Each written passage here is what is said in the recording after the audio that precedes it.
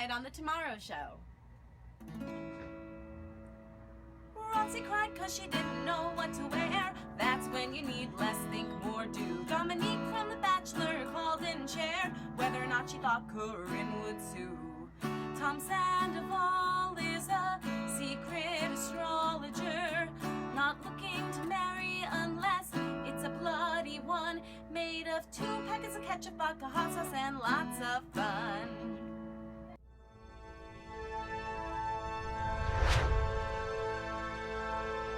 New media, the final frontier. These are the broadcasts of The Tomorrow Show. Its mission, to befriend fellow nocturnals, escapists, and dreamers. Not to mention angry loners, the socially inept, and those with Peter Pan syndrome. To boldly go where no broadcast has gone before. The Tomorrow Show with Kevin Undergaro. Your overnight broadcast featuring one celebrity boyfriend's midlife crisis, millennials in Star Trek costumes, and so much more. The underdog's best friend. And all you need is a smartphone or access to the internet. Here's the captain of your tomorrow, Kevin Undergaro!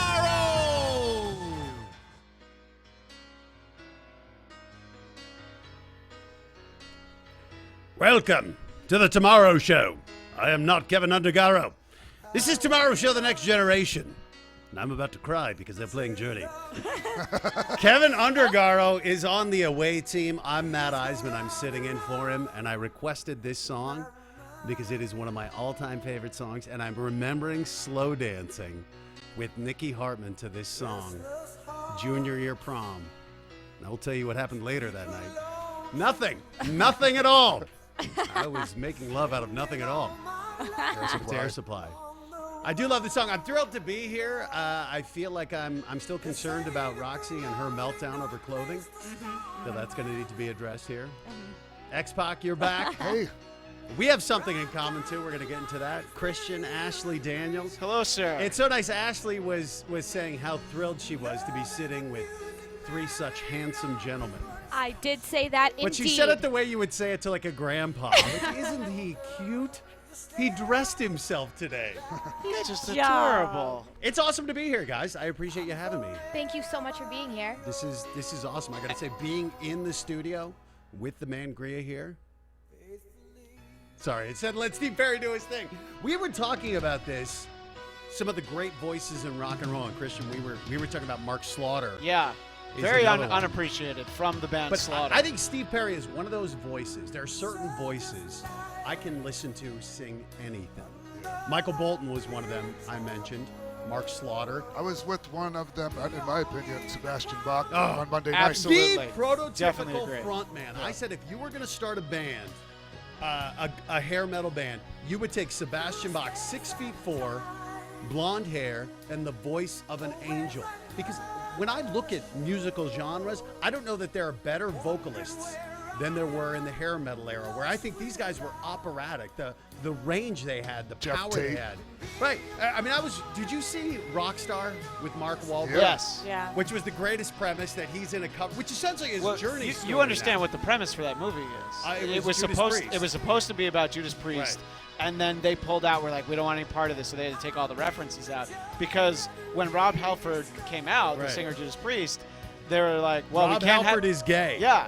I mean, and if the It's a booth wants to newsflash for those who aren't pull up on. pictures of Rob Halford from Judas Priest, just type in Rob Halford hell bent for leather, Right. and then it'll be like, it's like Freddie Mercury. How Right. did you ever not think he was How gay? do we? Well, Freddie Mercury and Rob Halford, these anthemic rock stars who sang these songs that would be played going into battle, and they really were about. I mean, Freddie Mercury had a song, I Want to Be Free. Come on. Right. He really wanted to be free. Fat bottom girls. But the... It's not really the girls he wanted. well, yeah. it depends on what He you're wanted into. a bear. But that movie Rockstar, yeah, so Mark Wahlberg ends up as a guy who's the singer for a tribute band for the fake band, Right. because Judas Priest actually replaced Rob Halford with a singer for a tribute band because they couldn't have a gay singer, because this was the 90s. These kids in here wouldn't understand. Right. X-Pac and Matt know what I'm talking Right, about. sure, right. But the 90s, you couldn't be gay.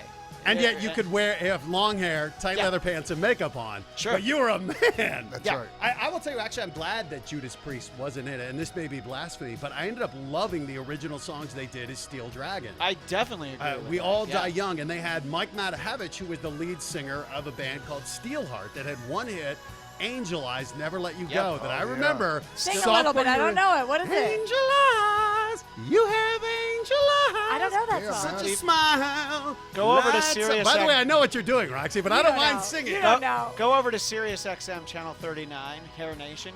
Leave it on for about an hour and a half. But You'll hear this that guy, song. Mike Matahevich, he has the vocals, and they have a scene in the movie where he's singing "We All Die Young," and it's just it's a cappella, just the voice, and you hear the purity of these vocals. That I'm so disappointed that grunge came along and wiped hair metal off the face of the earth, because I feel like musically, it truly was an enlightened era with incredible music and incredible vocals and songs about love. Like grunge to me was, I appreciated the songs. I love Nirvana, Pearl Jam, Soundgarden. Chris Cornell was incredible, but they didn't want to be rock stars. They were the anti-rock stars. Yeah. It wasn't joyous, and I felt like it was. No, because Is this Van Halen? the We're going with it all day young. the hard rock bands of the late 80s and early 90s sang about, partying and getting girls. And as much as I enjoyed the grunge bands, I never tried to kick heroin, so I Right. couldn't really relate to By them. the way, Ashley and Roxy are like, this is like our parents talking about the Charleston. It was a great dance craze. You don't understand. Absolutely You'd shake your not. hips at a woman. All my boyfriend listens to is hair metal. He went by What? the name Tommy Guns growing up. because Tommy he, Guns. So he told everybody he was Tommy Guns. When that stopped, How old he was is he? Bobby Blastar. He's 29.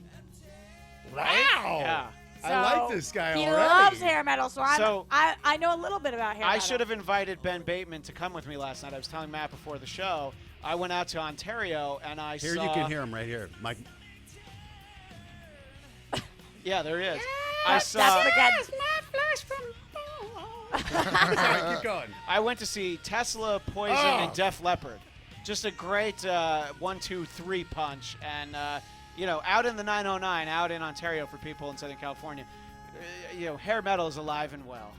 This is one of the things that I did want to talk about, because I just went to see Billy Joel, speaking of hair metal, at Dodger Stadium. Right, I know. Billy Joel, it is amazing. That guy, hey, I think his last hit was probably like, River We of Didn't Dreams. Start the Fire? right. No. Yeah. In the middle of the night. which Yeah. was like 92.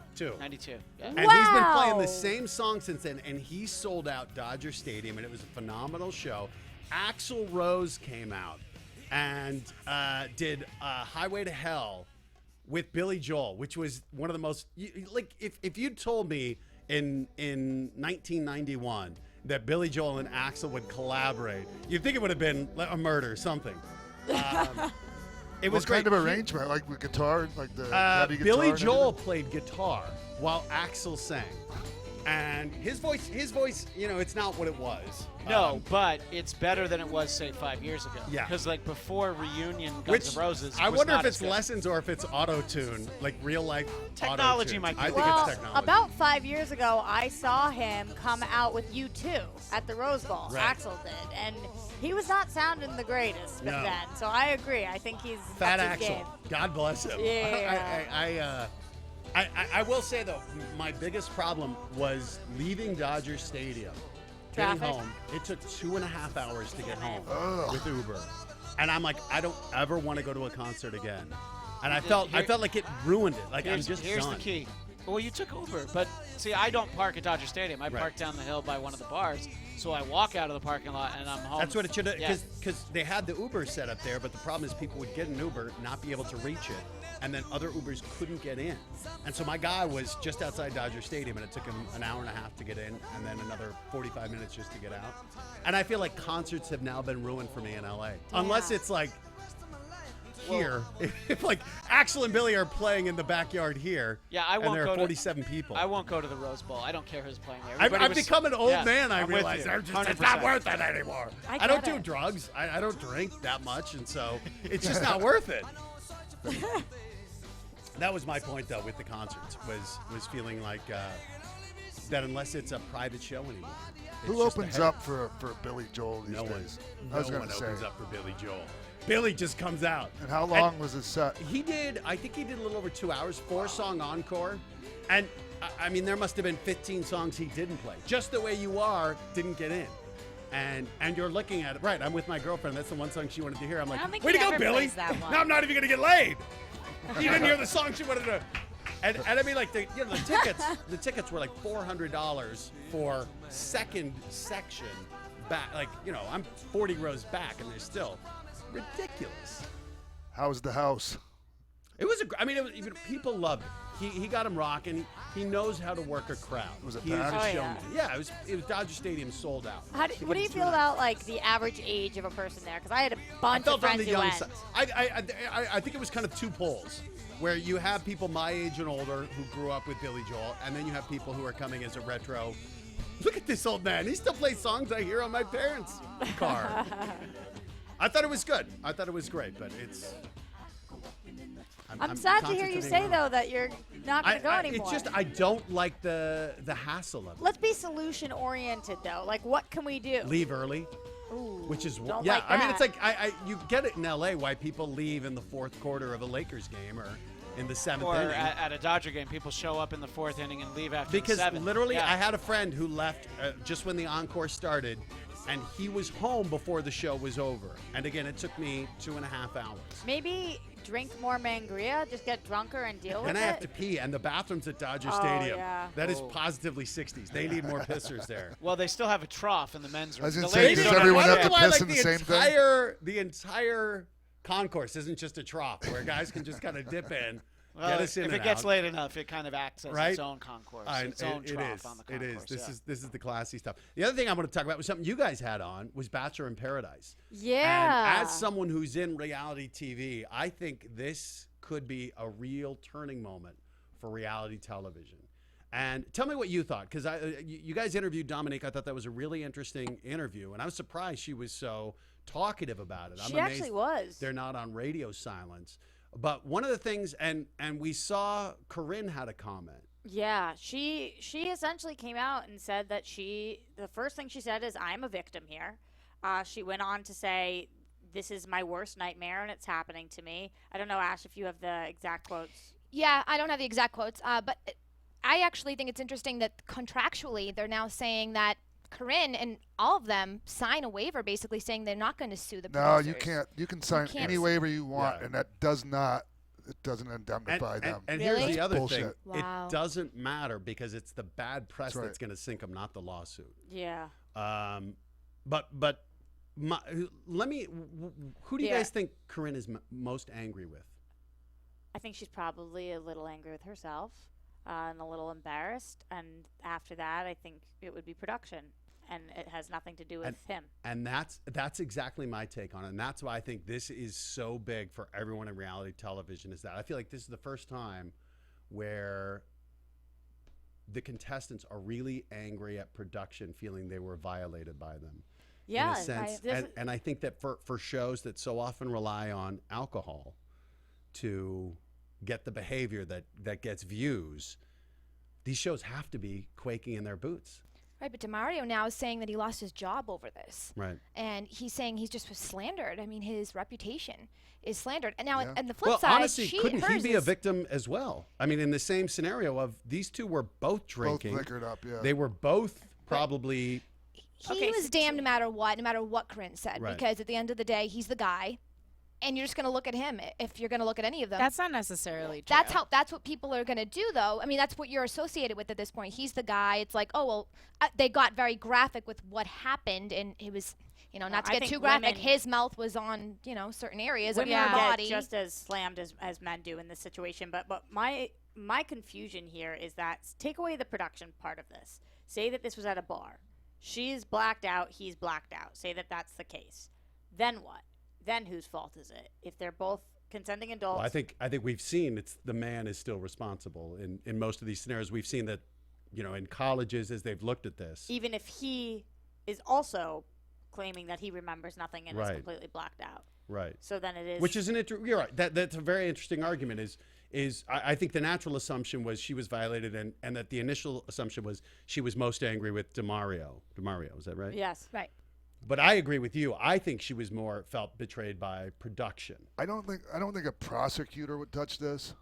I really don't. Well, they're going to have cameras, right? I mean, they're going to have They have video the evidence footage. of this. Yeah, he wants but, to see it. But you're right. I don't know. Court of public opinion, and I think it's whether pocketbook. I don't think she's going to go after DeMario. I mean, I don't know, but I think production is really going to be the ones who are targeted. I Yeah. mean, that's what it was a field producer who blew the whistle, saying she felt that they should have, or he. I don't know if it was a she or a he. I believe it was a male yeah. producer. male producer This who is- said that he felt. Her or the exact producer. quote, she says, "I am a victim. I've spent the last week trying to make sense of what happened on June 4th.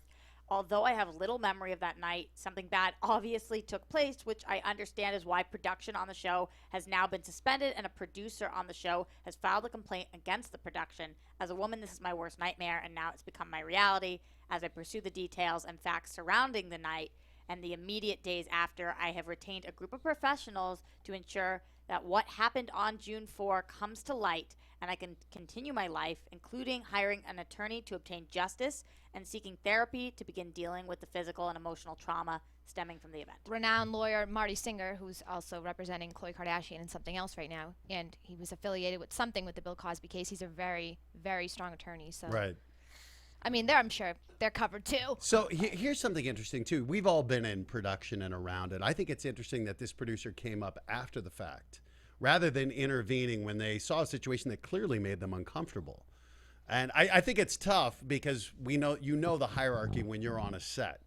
And if you're a producer, your job is to produce and keep your mouth shut and get footage.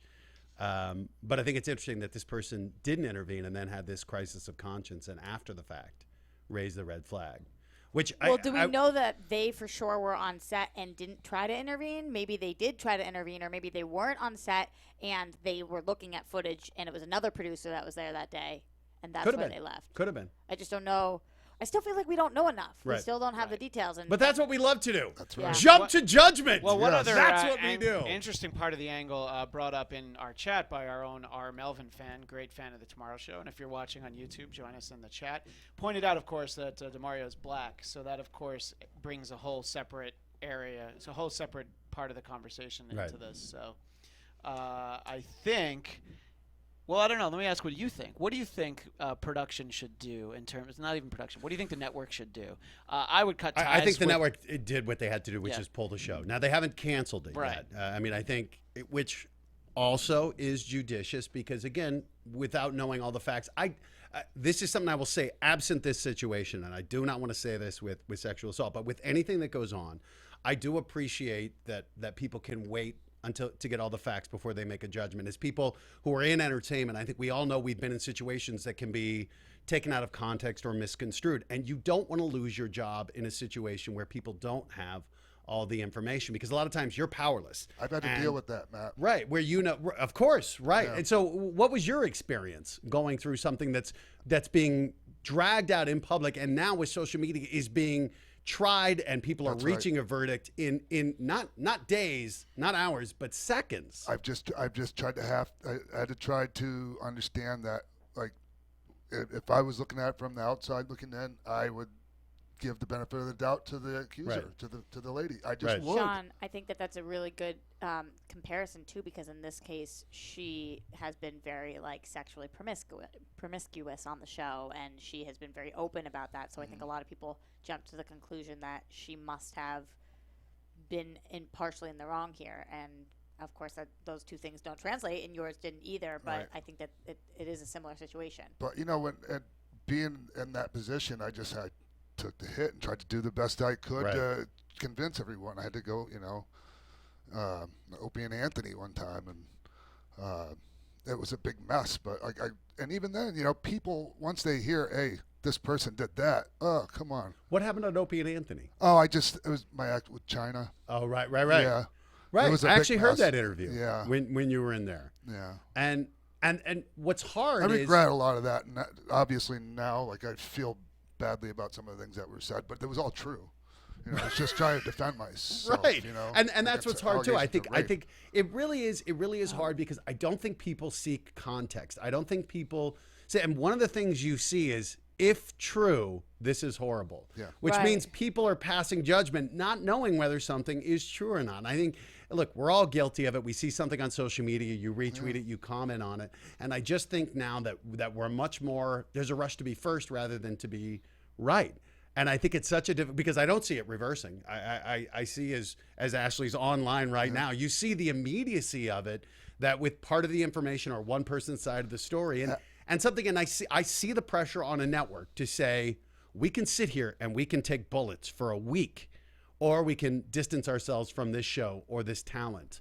And I think it's a scary time to be a performer, to be someone where you create, That's where right. you want to take risks, where you're on talking about something and you realize people may take it out of context, and that the price can be your, well, not maybe your career, but certainly Well, a big giant hit. a big giant hit. Yeah. What do you think we should do moving forward?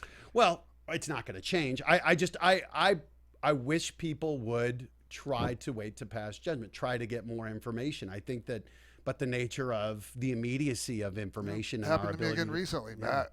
You know, That's what I thought you were talking about. No, with that's the just drug- another yeah. one. So Right. like, you know, there's been a few things in my life where things were said about me that just were absolutely not true, but I still couldn't blame people for believing that. So Ari Shafir, a comic who I've known for decades, we started out a couple decades. We started together, and he had an incident on his special where he talked about someone in not a flattering fashion and used their name, and he was getting crucified. And he said one of the things he did was he took his phone and he put it down and walked away. And I think one of the hard things to do is to, when you pick up your phone, you're subjecting yourselves to this brunt of social media, and you know how people will say things on social media. Yeah. And a lot of times you won't search it up, but when they mention you and tell you what an awful person you are or how bad you are, one of the things I think is just trying to not get caught up in it, because I think it's, and you tell me how it was, you're seeing your name being dragged through the mud. I'm sure you want to engage these people and respond. And I did it here and there. Right. You know, and You're human. yeah, but like I said, I knew there was nothing I could do about it but what I was already doing. Right. And you just take it. It's And trust part that of the being. truth It's will part of come being out. in the public eye. Right. Has that ever happened to you, Matt? Not yet.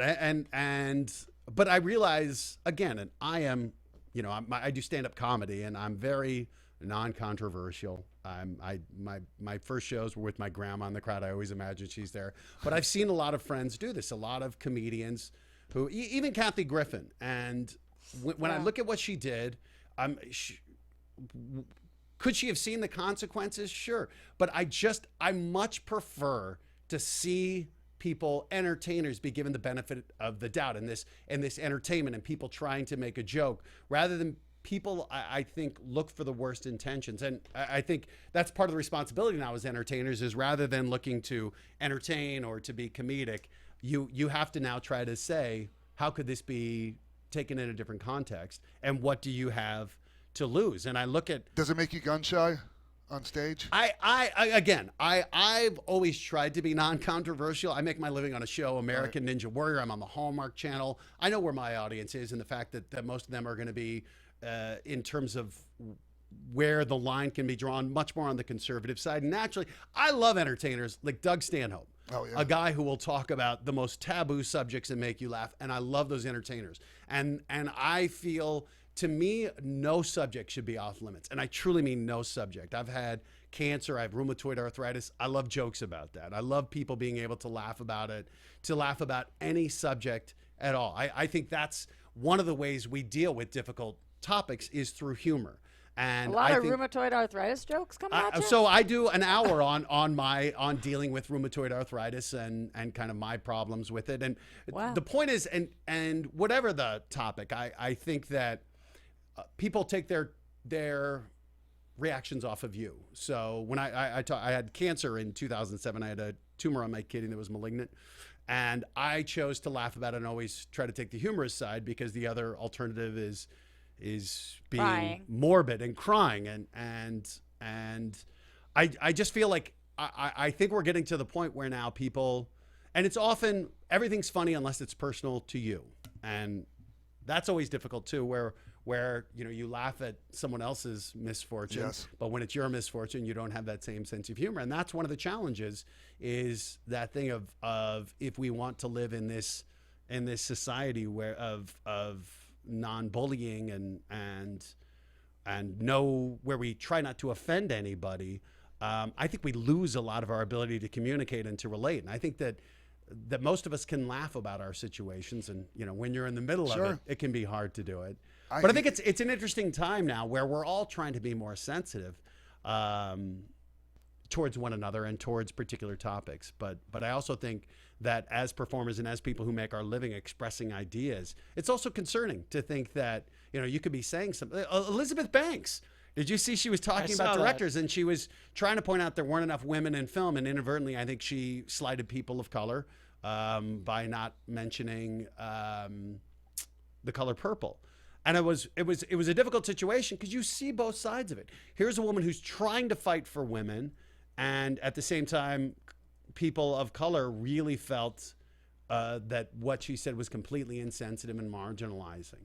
And it's difficult when you hear someone who's trying to take a stand to advance the cause of women and ends up offending somebody, and you're like, wow, it's hard because you feel like someone's heart was probably in the right place, but at the same time makes an ignorant very statement. misguided to go after Steven Spielberg of all people. I mean, I don't think he strikes us as the movie-going public as somebody who's not compassionate, and he's cast some great female parts. Like Marion Jones in Raiders of the Lost Ark. She's right up there. He made a movie about aliens. Yeah. Does it scare you at all because you are a comedian and you see how so quickly somebody can just be, the backlash can just start, and it's like everybody just jumps the bandwagon? I went on Greg Gutfeld. I went on his show, and I was even concerned going on the show because it's on Fox News, and that some people look. I was on Apprentice, and people were protesting. Not me directly; they were protesting the show because of the executive producer. Right, and you weren't even on with Donald. You were on. We with weren't Arngrim. But on. he was the EP. He was EP in name, and everyone, the show was distancing itself from him. And at the point when we were filming, he was one of 16 people looking for the primary. Nobody gave him a shot. But then when the show airs, he's the president, and people were protesting it. And you feel. Some people are saying, how can you endorse this man? And you're like, I went on this show for charity. I went on with Arnold Schwarzenegger. I didn't think there was going to be an affiliation with the man who's president. And you also say that it's the whole point of the show. Well, the point of the show is entertainment, but I ended up raising nearly $1 million for my charity. You're like, this is one of the few shows where you're actually doing some good, some tangible good. But it's hard. People get very upset. And I think that it's a time when we're getting so much more open and progressive in certain areas, and yet so much more, I think, regressive in how we approach ideas or people with different ideas. And it's an amazing time. It's a very interesting time. I just feel like as entertainers, as people on shows, like I look at any show on Apprentice, they had alcohol around all the time.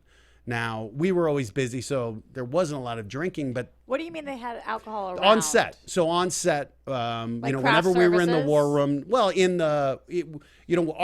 there's craft services, but then there's a set where we have food. That is part of our area, the war room, where they would always have alcohol available. And any place we went, if there was kind of an enclosed space, there would be alcohol available because, look, everyone knows alcohol leads to poor judgment, which leads to drama, which leads to ratings. TV, yeah. We were never encouraged to drink. We were never pointed out or told it's there, but it was made available.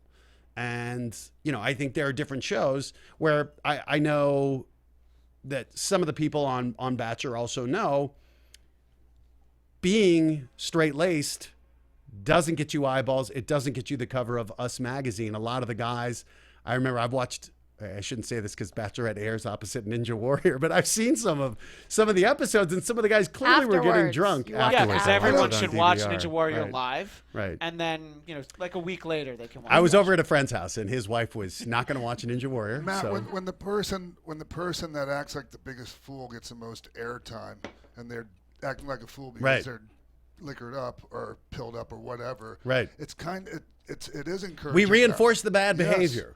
Well, We do. Wasn't Snooki on your season? Snooki was on our season. How right. is that? I mean, she But wasn't there long. But She's and this is what's interesting. Obviously, she became famous as the party girl on Jersey Shore. She was punched in the face in a bar in the first season. Kevin Undergaro and I did the after show for that for AfterBuzz TV. Right. We remember her very well. But now she's a mother of two. She has 5 or 6 different internet businesses. She's trying to become like a fitness. She's trying to get herself in shape, and it's hard for her. Like she went by Nicole Palizzi, but people call her and her Instagram I think is still Snooki, so she still knows where most people know her from. But I think it can be hard to shake that. Non-Apprentice, she was completely drama free. Probably, in fact, to the point where we all know why people watch reality TV, and a lot of times it's not for good behavior. Ninja Warrior is a great show in that it's one of the few shows where it is a very earnest show, but we go up against The Bachelor and they tend, or The Bachelorette, and they tend to get better ratings. And a lot of time, who was it? Chad last season? a couple seasons ago. Or a couple seasons ago, where, these bad behaving people are the ones who people tune into. And when they go away, you see the social media chatter drop. And it's, I don't think we'd like to admit it. I don't think we all like to say we aspire to see the better side in people, and yet we don't turn away from a train wreck. That's right. Well, that point that you're making about getting known, I'm sorry, you disagree? Or No, I don't disagree. Don't disagree, right. that point you're making about getting known sort of as a notorious person is a perfect transition to our guest, Alison Arngrim, Right. who was known as Nellie Olson, who, as in her book, she refers to as being the prairie bitch. Yeah. And she's actually going to be with us in mere minutes, actually. As soon as we take a break, we'll be able And to I turn can't- everything over. she'll And be what's with us. amazing, too, and we'll talk about this with her, though, is to talk about the reach her show had back then. People can't understand what it was like when there were 3 channels. We were talking about exactly that beforehand. Roxy was trying to just yeah. talk about the level of I said fame would have been compare done with it it. And to as somebody today. you, Compare and I'm like, her. you can't, because there were only those 3 channels. So if you were on a primetime network show, it was like you were like 5 celebrities today Yeah. in terms of Who would 40 you compare million, it to? 50 like, million how, people. How big? I mean, like a Justin Bieber, if not bigger, but bigger in the sense that it wasn't just popular with kids. It's everyone is watching it because there are 3 channels. I mean, MASH, I think it got a 57 share for its The finale. finale, or, yeah. I mean, Smash, Wow. Yeah, And it got, you it look got at Super Bowl numbers. Super for Bowl its- numbers. yeah. Like if it's remarkable being on broadcast TV right now because more people are consuming media than ever. But there's so many different outlets that the numbers on everything are dropping dramatically. You look at American Idol's coming back, and it used to get, I think it was getting around a 30 share. And now I think they'd be happy with a 5 share. Yeah. Which, I mean, shows would have been canceled after they probably would have canceled it midway through 15, 20 years ago. After the top 10, if you look for the week, the ratings for the shows like 11 through 30, you're like, oh, those all would have been canceled probably even 10 years ago, definitely 20 years ago. It's a really interesting time to be in entertainment, too, because you look at it, there's so many more opportunities, but it's so hard to break through. And if you have something on, to maintain an audience. And I look at shows, I don't know, Netflix is incredible. How a show will come out and people will work on it for 6 months, 9 months, and people will consume it in a day and a half and be, now what? I've done that. And then when it comes back 9 months later, a year later, how do you get people interested again? Because they've all moved on. And you can consume a show and it's not a year or 9 months. It's a matter of days or weeks for most people to consume a show, and you're on to the next thing. And we're all looking for these bingeable shows. And it's just, I see it where on NBC, they have no idea what to do with digital. They don't know really how to try to draw more audience, because people under 27 don't watch TV. They watch their phones, they watch their iPads, or they stream it to TV. That's why they're doing the YouTube thing now, the YouTube TV. Have you heard about this? Well, it's interesting I have too. it. It's amazing. But you look at it, and I think that it's gonna be something like this, because they've tried to take Insta stars, Vine stars, and put them on TV but their audience doesn't follow them. It's not this. Yeah. But this is unlimited DVR as well. I can Right. I can tape as many things as I want. It never. Well, you're not really deletes. taping them, right? It's just on demand. I No, mean, you essentially, you're right? You can taping tape them. them because you can Yeah, watch it right afterwards. But I Yep. mean, is it downloading to your hard drive or is it No, in the cloud? it's so in the cloud of the effectively, YouTube it's TV. on demand, right? I mean, it's Yeah. just they're Yeah. retaining these They're broadcasts and retaining then it you all. can watch it. Which Exactly. they call it a DVR just because that's this archaic notion of something that sits on your desk or your Yeah. TV top and records it, but everything's going to be in the cloud and Yeah, that's why cable's so cheap now. They're trying to give it away practically. Right. They call me once a week. I'm like, I don't want you. So, and DirecTV, I just caught them trying to, I had the protection plan that was like $7 a month and they upgraded it to $25 and they're like, now we insure all your TVs and laptops. I'm like, I don't want you, I never asked for that. I found out I'd had it on my bill for a year and hadn't known. No. What? I know, I'm calling DirecTV out. I was so pissed. I didn't check my bill. It just went up and I thought it was Sunday Ticket. Don't I feel keep bad, they throwing do my that. pen, by the way. This is why I'm not What'd a that ninja. pen ever do to you? I know, I'm terrible with It's it. just because you're a Letterman fan. You know, you used to always throw it in the window behind him. People don't know Letterman. We might as well, right? Letterman. These young people. But on that note, we do need to take a break because we got to get our guest in here. Oh, wait. Matt. Is she Yeah, here? All right, she let's is do it. here. Yeah, Yeah. let's cut to commercial. We'll be back. Make it so.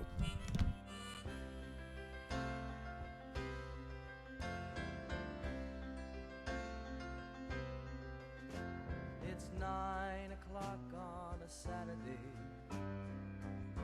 The regular crowd shuffles in. There's an old man sitting next to me, making love to his tonic and gin.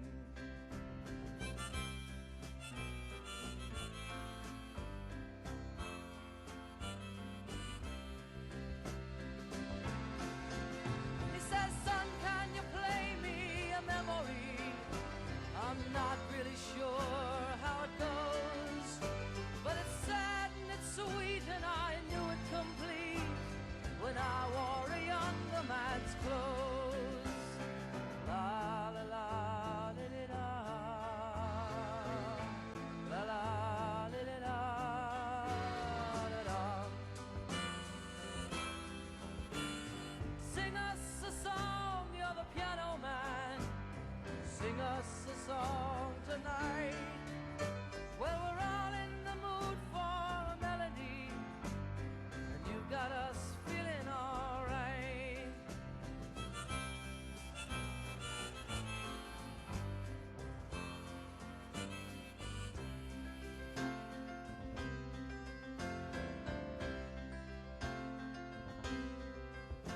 Now John at the bar is a friend of mine.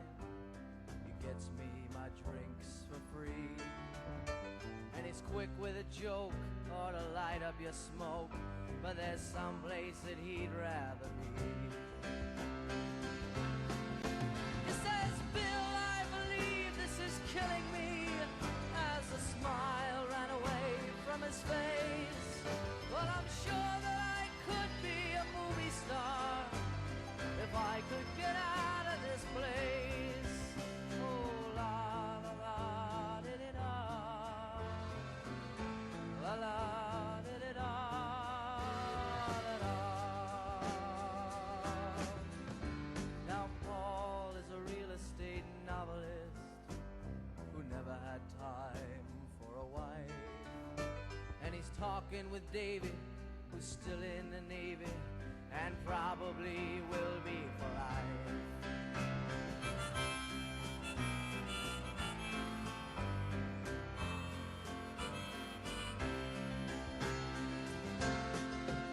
And the waitress is practicing politics as the businessmen slowly get stoned. Yes, they're sharing a drink they call loneliness, but it's better than drinking alone.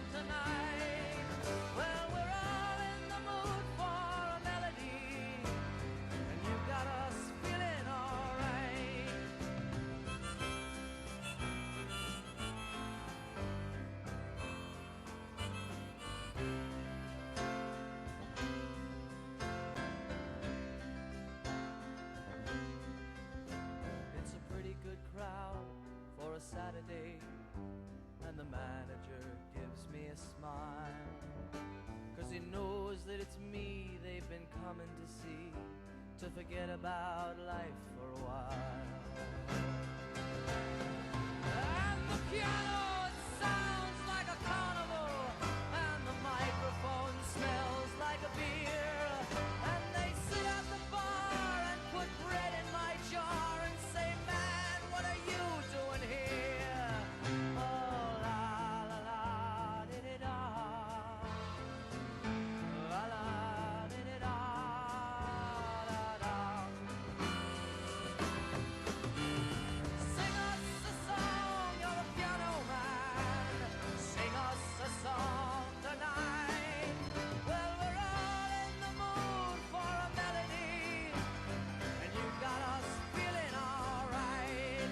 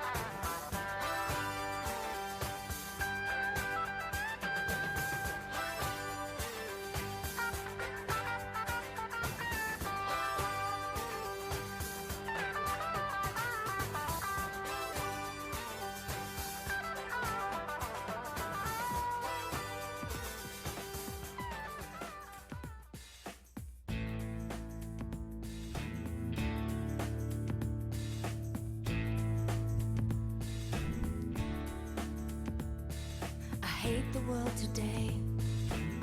You're so good Oh, to me, yeah. I can't change. You hear that song? It can only mean one thing. I'm hungry and I'm getting moody. It's actually in honor of our guest, and we're all excited to have her here. You knew her as Nellie Olson on Little House on the Prairie. Alison Arngrim, welcome to the Tomorrow Show. Thank you so much. Thank you. So we were already talking about you Oh, before dear. we got here, and just trying to explain to Roxy and Ashley, who weren't around back when your show was on, when there were only 3 channels. Yes, and On you had to TV. get up off the couch and walk Right. across the room to change them. But back. trying to explain how many people would tune into your show and what it must have been like for you. I mean, Little House on the Prairie was a phenomenon. Was it 7 seasons, 8 seasons? It was a total of 9. It 9. was 7 seasons as Little House on the Prairie, and then 2 more as Little House: A New Beginning.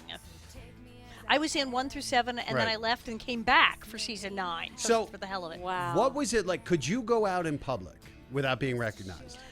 Yes, because once again, it was only 3 channels, and Right. there was no internet, and they weren't reading about me on Twitter.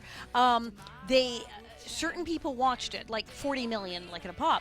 But I wasn't real recognizable off the show because I didn't have the wig. the Okay, ring so hooks maybe and the not quite. dresses. Well, Justin Bieber, if he's not without his shirt. I was trying to explain to Yeah. them, though, 40 million people watching a show. Right now, I think the Super Bowl gets that. The Oscars didn't get it. No, I the don't know Oscars that anything definitely now does, yeah. gets 40 Basically million. the Super Bowl, though. Yeah. But if you told them who you played, they were like, Yeah. "Oh, I got recognized by voice a lot, and I still do because, well, I sound like me. Awesome.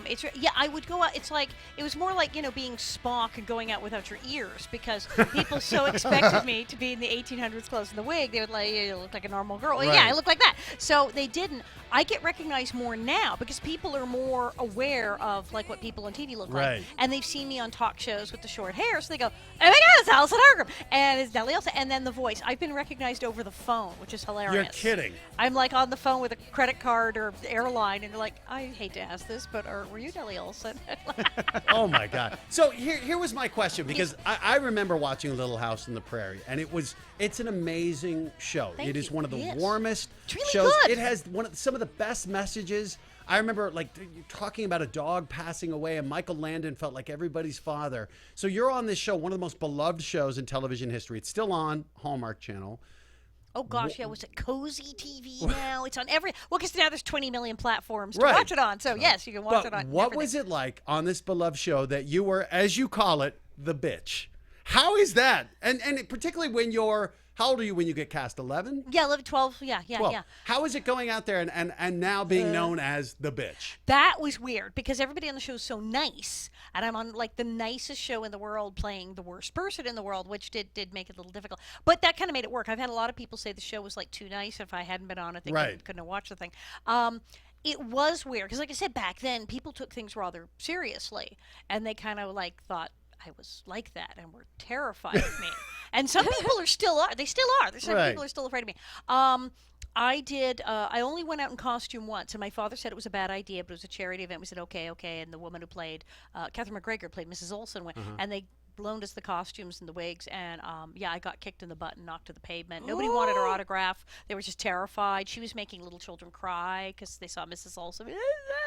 It was horrible. Oh, my God. I was in a parade in about like 78, the Hollywood Santa Claus Lane Christmas Right. parade, and someone threw a cup of McDonald's orange soda at my face, and direct hit, and the car was moving. Wow. Really good aim. when you were a little kid." I was like 16, but like right in the Yeah. face with a cup of How soda. how is it though?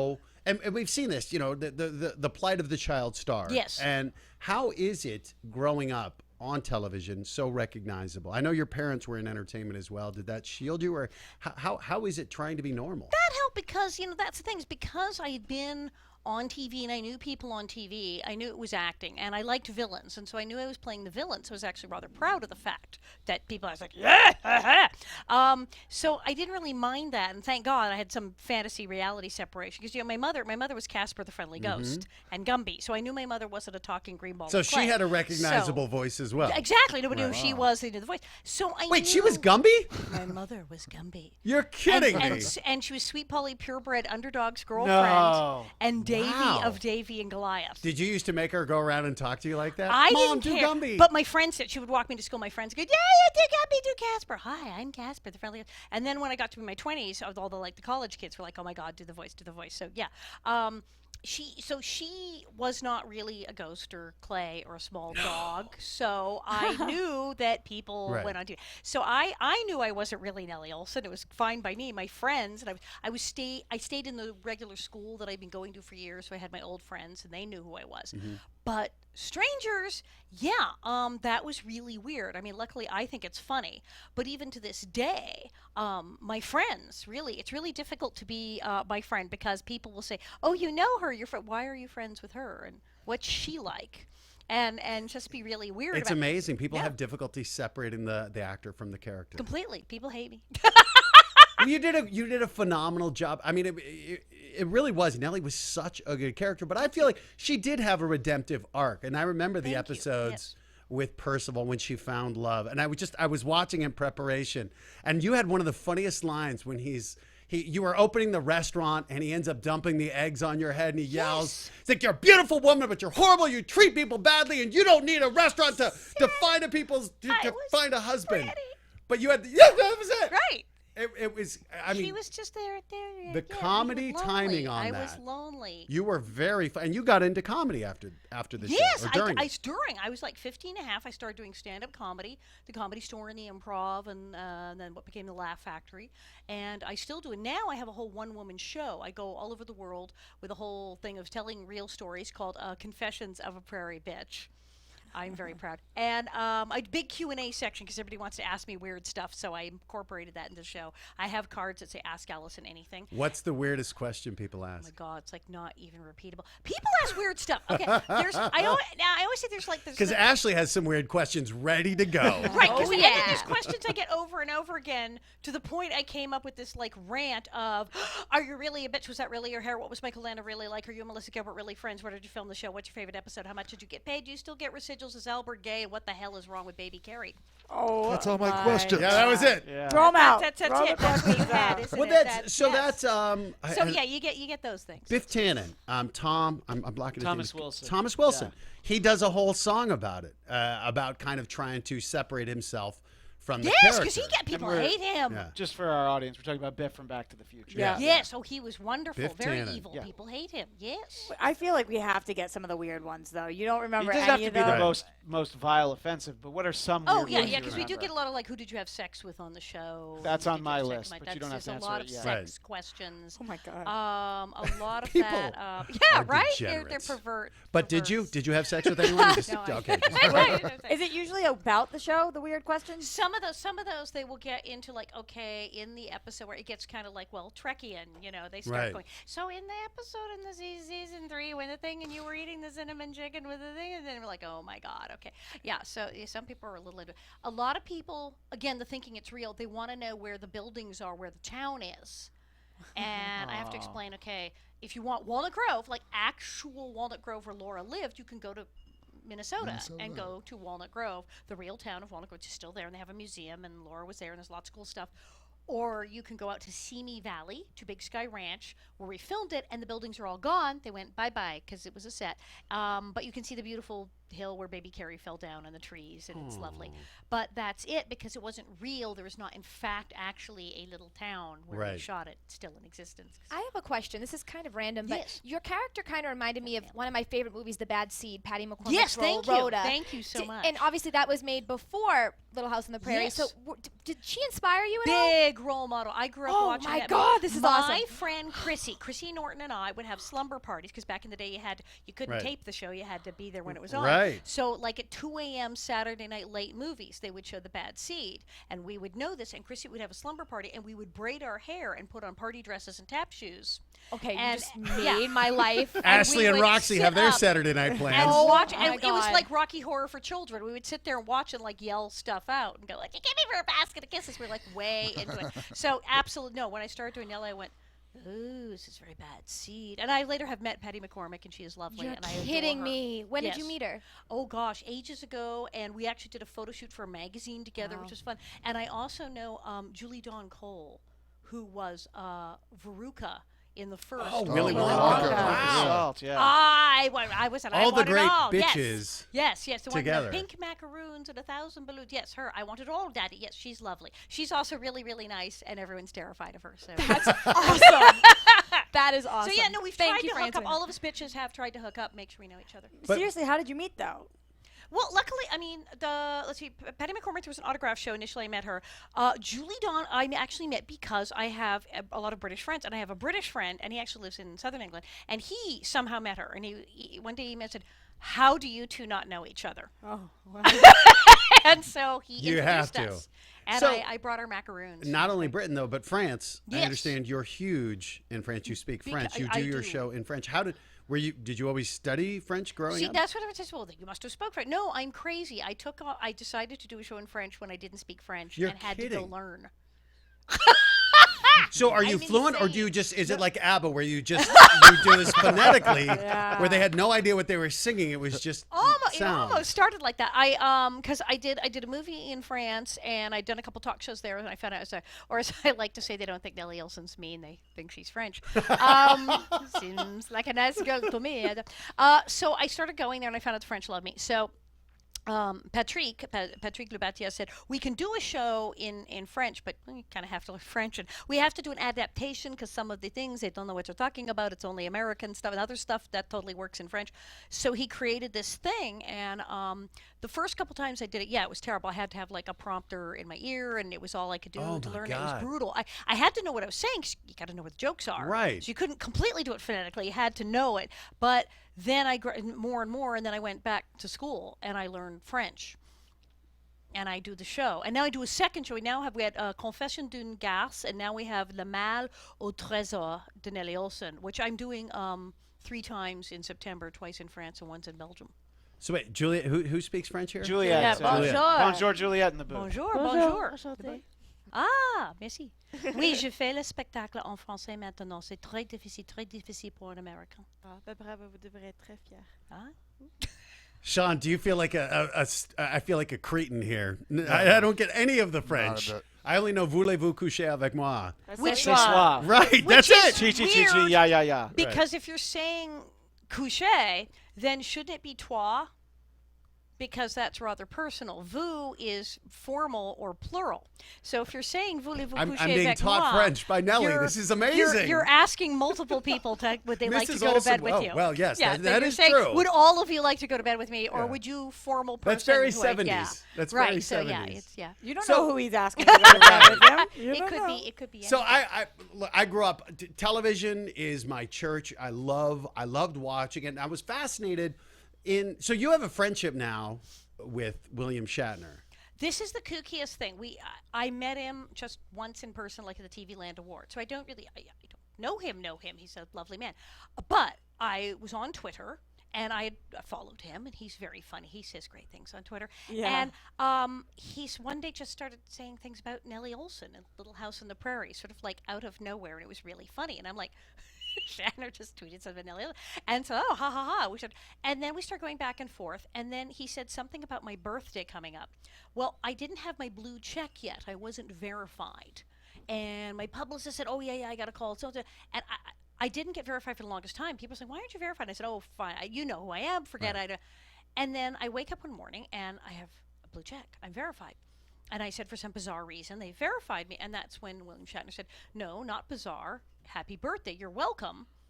No. Got my blue check. So I said, James Tiberius Kirk just got Nellie Olson verified on Twitter. This is like a thing that just happened. So it totally These were freaked shows me from out. the 70s, Roxy. What Well, she you're is dressed speaking. up in Star Trek wear. Excuse me, you I know. did the Star Trek binge. Why? I have done. So he's really cool, and he retweets me sometimes, and we respond to each other, and I retweet him, and we have some mutual fans and say funny things, and it's just kind of nutty and crazy. I did immediately, of course, tweet. I was like, hey, check it out, because I'm going out of the Star You Trek get a kick shirt. out of it. Well, so what's amazing to me is, again, because there weren't many shows back then, how much interaction did you have with other shows that were on in this, Some because there were like NBC affiliate parties and press events, and everybody went to Toys for Tots, Right. and everybody went to the parade, and everybody went to these things, so you'd see people at stuff. And then on the Paramount lot, where we were for the first couple of years, right off Melrose. You shot up. Okay. yeah, Happy Days and Laverne and Shirley and all Oh that my was there. So God. we used to see those guys in the commissary and run into them and stuff. So there were certain shows we would I see. feel like it's like the Bilderberg group, like just this small group of people that ran entertainment. And back back then it was. It was like this. There were only so many shows on because the 3 channels, and you saw people from your network. You know, you to do that kind of thing. Now it's like, what are you on? I'm on Hulu. I did. Yeah. What? People don't even know what network a show is on. They just DVR it's just it. there. It's just on They your don't know phone. what time it's on, what day it's on, what Because it network doesn't it's matter on. because it's always on. Exactly. Which is It's on kind of whenever you want it to. cool. Now, Little you were House talking. is now always on. You were talking about the people you'd run into, at the commissary on the lot. Did you actually get to know them, or it was just passing acquaintances? Sometimes just passing. Henry Winkler was sort of chatty, with him, and there were some people we saw all the time, and then some people kind of passing through. And Would you be in the wig and the right? Well, the dress? I would be at lunchtime. I would have the wig and my tights and my little high boots, and then like cut off shorts over that and a T-shirt over that because Right. I didn't dare eat in the clothes. And then the wig, so it was all. They won't let wrong. me eat in my wardrobe. I'm not allowed to eat in my wardrobe. No, I'm a it's slob. bad. It's So here's the other thing that I was really jealous about, Christian, Yes. and I think Sean appreciate this. You were on both The Love Boat Yeah. and Fantasy Island. I just talked to a nice man the other day. They're doing a book about Love Boat, and I got to relive all those memories and everything. Yes, I was on. It's like a court-ordered program. It's the law. You're on a show in the '70s. You have to be in Fantasy Island and Love Boat. So I did them both. Love Boat was more fun. I did not get to go out on the boat. They only took the boat out like twice a year, and then it was like Charo, So Right. I But did when the you were thing. on, Tony Tennille of Captain and Tennille was on Yes, the episode. and Yes. she was delightful, and she told funny stories about the captain and played the ukulele. So I got to hang. But Nancy Culp played my aunt. Nancy Culp. Mrs. Hathaway. She played my Aunt Gert, and she was the greatest person like in the world ever, and I was so happy. But you that were I got to playing. You were visit. essentially playing this child bitch actor. again. It Although it was was kind of bitch. inverted because you were a sweet person on your show, but you were a bitch in real Yes, life. I was a girl who was a bitch in real life who was playing out there. I come, hi, Captain. I'm like, oh, so happy. And then I'm like, get these people away from me. I'm just this like schizo, like crazy. So what was it for so you much fun. when you went on that show? Was it an event or was it just a gig for you? No, it was just great because acting? Jill Whalen got me the job. Uh-huh. That's what's so fun. She was going to school. Captain Stubby's daughter. They're Yeah. with Melissa Gilbert at like Buckley, where they went to school, and they had a meeting, and she said, "Oh, you have this episode coming up with well, you have to get Alison Arngrim because she's friends with my friend Melissa, and she's really fun. And besides, come on, it's the bitchy girl. You got to Right. get Nellie Olson." They were like, "Oh, that's a good idea." So she technically got me the job, so I'm very grateful to her. And she was like, "Oh, this will be great. I'll have Alison hitting me with pies, and this will be fun." So we did. We had a blast. We had an absolute blast. It was so really much kind fun. of sweet though in the end that Oh you yeah, guys she became she friends. feels bad for me because I'm miserable. So here you is know, the other yeah. thing that I'm a little embarrassed to admit. I didn't realize when I was growing up, Nellie Olson was the bitch. But I was watching this episode. You're stunning. So beautiful. So beautiful. Yes. And you still look fantastic. But I didn't realize with that because of your character's My personality, personality you that were, ruined it you were all. Yeah, gorgeous. I was cute. I was. I had big blue eyes, little nose. So yeah, I was a cute little And then monster. Fantasy Island. I don't remember the episode of Fantasy was Island. What weird. happened? So, did you ever see Fantasy Island, Roxy? Kevin has us watch a little bit Because on it the show sounds sometimes. like it was always fun, but it was always. But Tattoo, this is the most dangerous fantasy we've Right, ever. right. It was always not fair. It was dark, always dark. Terrible things. So what was your and fantasy? It was really hard because it was like right after the strike, and they were filming 2 episodes at once, and I had to work like 17-hour days. And so it was also like a drag. Right. So there was that, and I was. Where wearing, did that film? That was I just got thrown by my pimp through a doorway. So Good for you. I hate when that I happens. believe it's 20th. Yeah. Yeah. Oh, this is good. Okay. So. Eve Plum, Jan Brady, comes to Fantasy Island, and she's pregnant, but she's not going to live to see her daughter grow up. There I am, hooker. And her daughter runs away from home as a teenager and becomes a prostitute, and she does this quantum leap back to the future thing and goes to save me, and chaos ensues. Oh my God! And she gets kidnapped and put in hooker wear What in a the brothel. deep story. And then they auction me off to some guy named Lucky Eddie for $5,000. It's about human trafficking and But child your mother has a prostitution. particular set of skills before you get sold as a hooker. It is a very sad story. Right. Oh no, boss, she's not going to live. Does she have to die, boss? Yes, it's there. And then he said, no, you must not change the future. No. How old are you there? Like 19, like just 19, like that morning. So it's legal to say again, you're a dish. Yeah, I'm over 18. You're allowed to You're look a at me there. dish. Yes. Yeah. If- I'm like playing 7. If IMDb is to be believed, Michelle Pfeiffer was also in that episode. Yes, it's the weirdest episode of Fantasy Island ever because you have Eve Plum, playing my mother. We're the same age. Right. Wrong, twisted. Okay, because she's like 20 there. So, I like this one, the sneaky one. That's cute. So so she plays my mother, and we get dressed. That's in a horrible payphone hookerwear. she's using, Roxy. I was, the I was phone's confused in why the she was thing. on a wall. What is Thank this? you. Communicator. You used to have to carry change, which is Look at metal that car. money. Oh. It's like The funny Venmo, part but is metal. the Yeah. brothel is supposed to be futuristic, but Right. it looks like a Hampton Inn in New Jersey. So Right. I don't know what is going on. And oh my God, I'm like naked. So, This is the plot of Taken, by the way. Yes, right, So- right, sort it of- is. I'm being sold. It's like awful. So we did this, and I was like freezing cold and hardly dressed. And this having was to try to Aaron cover Spelling. myself. Yeah, you're in a It's- bikini or I'm in a like not, bathing every suit. time I pulled it over my boobs, my crotch was out. If I covered my crotch, my boobs were. It was a nightmare. And Did you feel uncomfortable? Really, really uncomfortable. And the body makeup was like the most I was wearing. I felt at least covered by the body makeup. And then that little doily, and I'm wearing like that and high heels like all day. Now, to his credit, the guy who's the really creepy guy who buys me Right. was like the nicest guy on the set. See, That's it's great. just these Thank people God. get typecast. Because he's the one, the lecherous, pervert, and he was like the most polite, like, are you okay, and everything. Like, yeah. You have a very sorry. I just Yeah. want to ask. You have a very Barbara Eden look to you as you Ooh! got older. Did Thank you you, ever Doctor. meet Barbara Eden? Yes, I've met Barbara. Can you Eden. I tell love us about Barbara that? Eden. I'm trying to remember, we've been several parties because my publicist Harlan Bull knows absolutely everyone. So He I does, meet, yeah. that's why I'm in a show with Dawn Wells, who was on Gilligan's Oh, Island. Marianne. Yeah. So I did this show. By the which way, is I on the take internet. Marianne over Ginger. Yeah, me too. Always. I was always a Marianne. Tell us Can about be the a show. ginger guy. So I get this call. We're doing all this nostalgia. You know who Mason Reese is? He Mason was the Reese. little kid. They don't. Oh, she knows. And Yep. Underwood Deviled Ham in the 70s. There were these commercials for Underwood Deviled. This strange little boy is like Underwood Deviled Ham. It's a bugger. He was like so hysterical, and he was on all the talk shows. He was on like Mike Douglas like 20 times. Oh, there my he God. is, and he was always on Mike Douglas. Oh, and he did that thing with Howard Cosell, Saturday Night with Howard Cosell, and Mason Reese. He was the co-host. Right. He was everywhere. This kid. So he was Justin Bieber. Oh, got was. it. Now I understand. Thank you for All right. breaking this down for me, Matt. Everybody was like, "Oh, Mason Reese." So he grows up, and I'd run into him in New York, and we had met. And then he called this guy's mutual friend of ours, said, "This guy Stephen Wishnoff," and said, "I want to be on TV. I think I want a show." Wishnoff, let me see what I can do, because he's written things and he'd worked at TV Land. He writes this thing. He calls me and goes, "Do you want to be Mason Reese's ex-wife?" I said, "Wait, I'm married to him?" No, just divorced. Okay. And then he calls back, goes, "Okay, we're doing it. I got it. You're married again. Who am I married to?" "You're married to Aaron Murphy, who is Tabitha on Bewitched." He said, "You've left him for a woman." And I said, "Yeah, but I know Erin. She's hot. She's gorgeous. Everybody would leave everybody Right. for Erin. That's not a problem." And he said, "Okay, well, she's your wife." And then he calls back, "Perfect. Dawn Wells is your mom." And I'm like, "Okay, this is heaven already. This is like the most hysterical thing ever." And then we had the great search for my mother-in-law, for Tabitha's mom, and Michael Learned, the mother from the Waltons, consented. Oh, to my the God. imperious badass mother-in-law.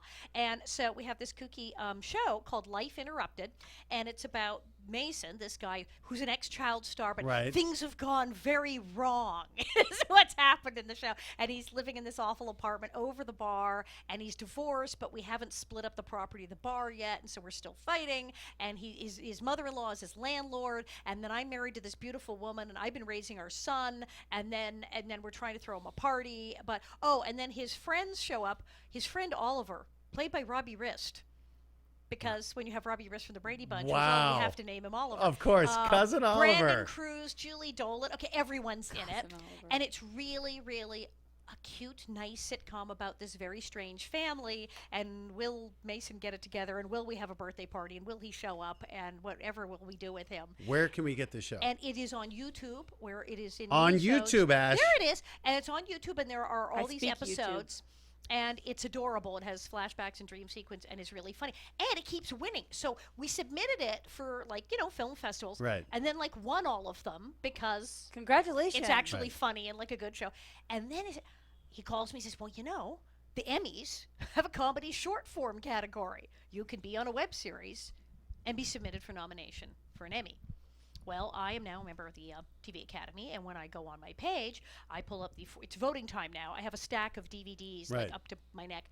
On the for your consideration page is now my picture with for your consideration for Best Actress Comedy Short Form. Were you ever nominated Wow. when you were in Little House? No, I wasn't. That's what's So this could be crazy. it. This This is is it. 7 years at Little House. I never get nominated, and we never won anything. We won for music and hair. Nobody liked us at the Emmys and Little House. So here I am, a million years later, and I may may indeed wind up on the ballot for being Mason Reese's ex-wife and kissing Tabitha.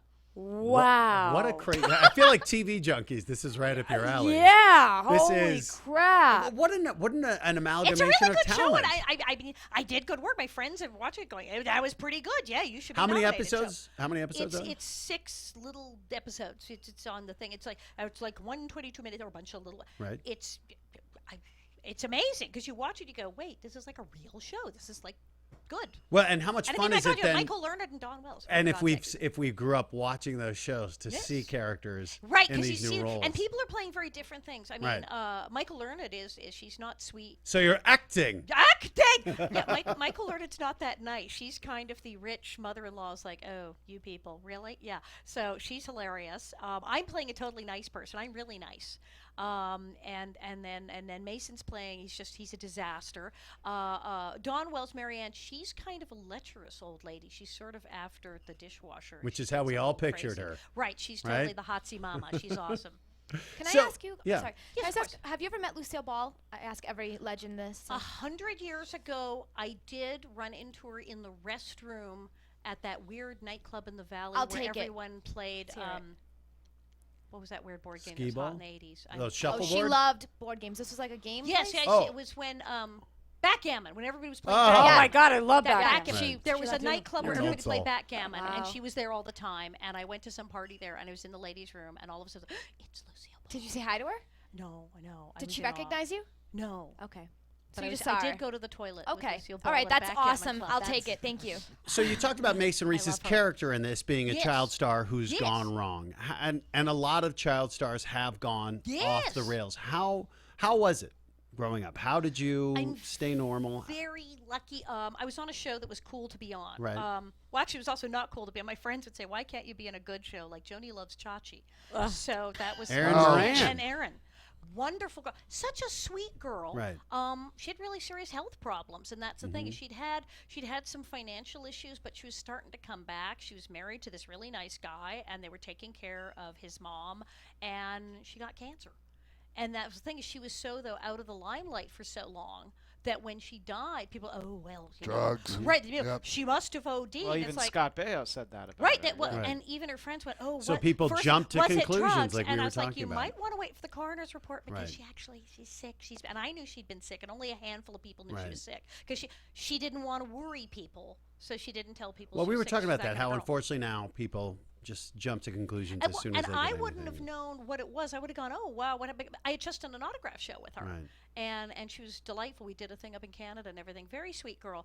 But that's the thing. She didn't tell anyone that she was sick because she didn't want them to worry, not realizing that they would immediately jump to something much worse by not telling them. Sure. So there you go. So you obviously turned out great. You were well adjusted, but a lot of people at that time, I mean, the cast of Different Strokes had their was differences. Were like you a aware of it radiation going leak on? that set or something? W- That was it just- was it clear? It's interesting. I know Corey Feldman has been very vocal about yes, talking about the yes. issues for child stars and the It's difficulty true. with parents. He was sitting right here a couple weeks ago. Yeah, and it's heartbreaking. It's difficult. What was your experience with some of those people who've had their struggles? Well, it is hard because I mean, several things go wrong. I mean, Little House, thank heavens, we had a very supportive set. The people in the set were really cool. They were nice to us. We were held to a high work standard, so we could look back and be proud of our work. I don't have to watch Little House and be embarrassed and go, "Oh, I was a dumb kid on the show." We were doing really good work on the show, and it's good episodes, good scripts, so that helps. Sure.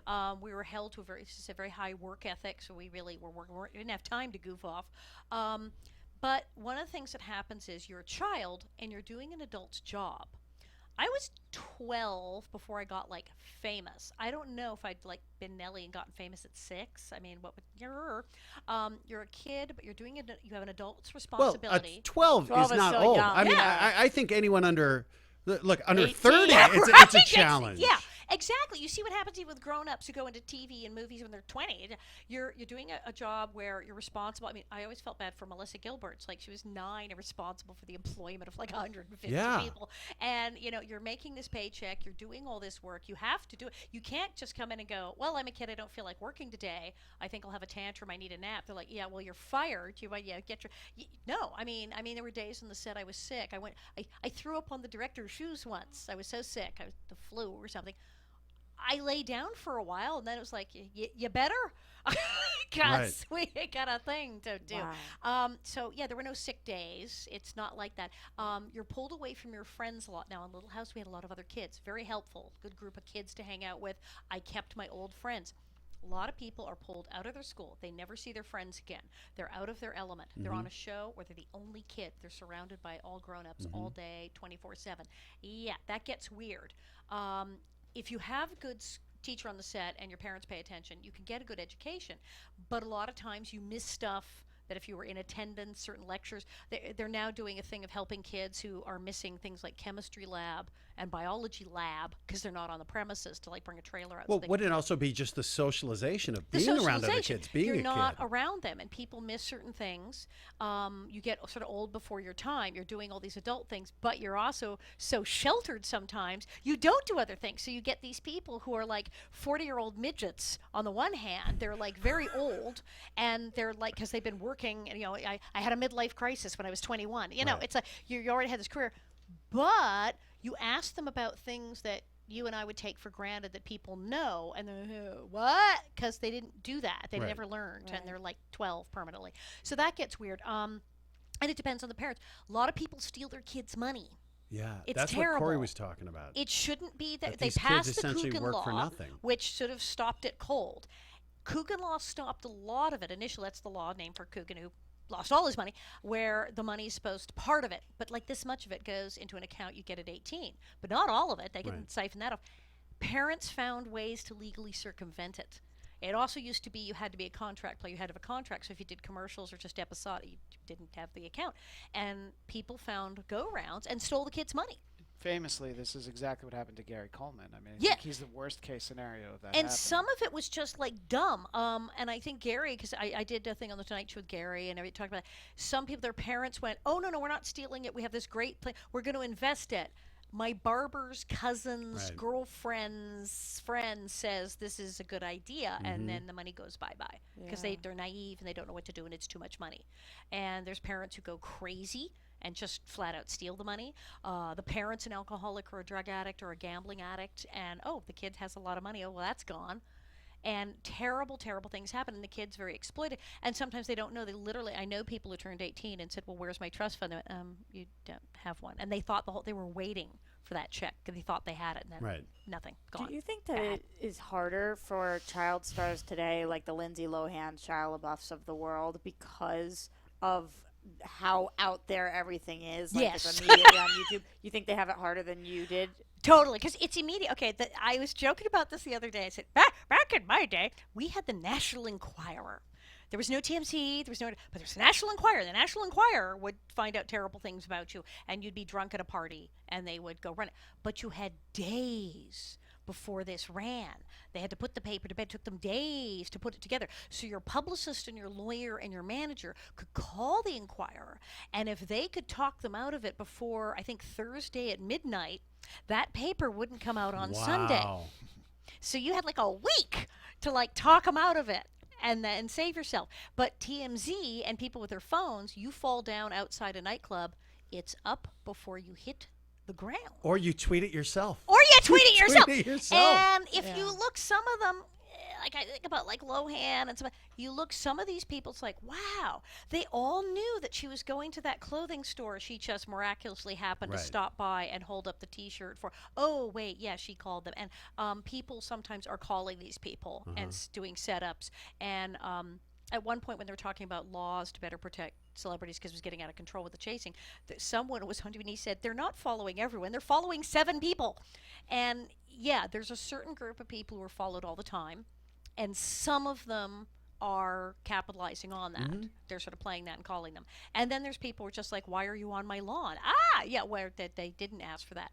But it happens much faster. If you do something weird, everyone will know now. You will not have a week for your publicist to Mm-hmm. buy them a box of cigars and talk them into So- the Can you right tell us a story. little bit about like any parties that like the young stars would have? Was there any interaction with them outside of? I know we talked about like Patty McCormick, you met her or whatever, but like in general, like outside of your cast on Prairie. Oh yeah, and that's the thing is what you wanted to do if you were a smart child star was if there's going to be any drinking or carrying on was to do it at home or at someone's house and have Right. a party. That's why I'm always like these people out in the car and in the club. I'm like, get a limo, call a cab, what Uber. Why are you driving? Oh my God. And why are you out in the club? You don't have a house. You got a $10 million house. You could just have people over and fall down in your living room.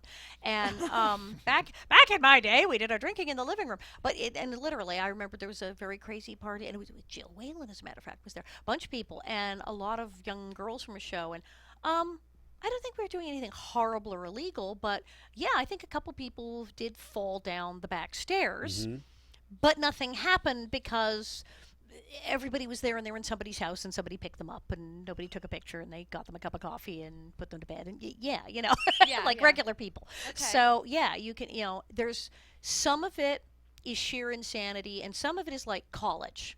There's a lot of like college drinking amongst child stars. Right. It's like regular, stupid 19, 20-year-old stuff. But the thing is sometimes it's like there's no limit. Some of these kids, so much money where, you own a plane. Yeah. Then what? Where is the no? And that's what I think Well, Corey... people have to tell you yes because you are the cash cow. And they're trying to get something out of you. Well, Sure. well, Corey has talked about. Corey Feldman talked about he and Corey. It was like nobody thought of them as children. It's like, well, they're famous and they're rich, therefore people were offering them sex, drugs, et cetera, because what? I remember, Drew Barrymore, Yeah. who's Oh, fine now. God. But you saw the articles. She was a very young girl. She was out at clubs, and they would say like she was dating, and I'm like, she's 11. Right. Why is she in a club with some 30-year-old guy drinking who decided that was cool? So yeah, And people everyone just kind of decide looks the they're- other way back then. It seemed right. like. And who was pouring the liquor in these clubs that Right. these kids are going to? They weren't 20. Well, they're thrilled to have her there, I'm sure. Everyone, and that's what they did with all of these kids, and you saw how it wound up. And so there's people who just decide you're not a child. And I remember my dad even would like jokingly say, "Oh, she's not a child; she's an actress." And Wow. yeah, and there's people who say that quite seriously, and therefore there's no thought of that. The smart parents, the ones whose kids you see turn out okay, they're like, well, yeah, but you still have to go to school, and maybe you're going to college, and you're going to finish high school, and you're going to actually do homework, and you have a job to go to and things to do, and you have to keep it together.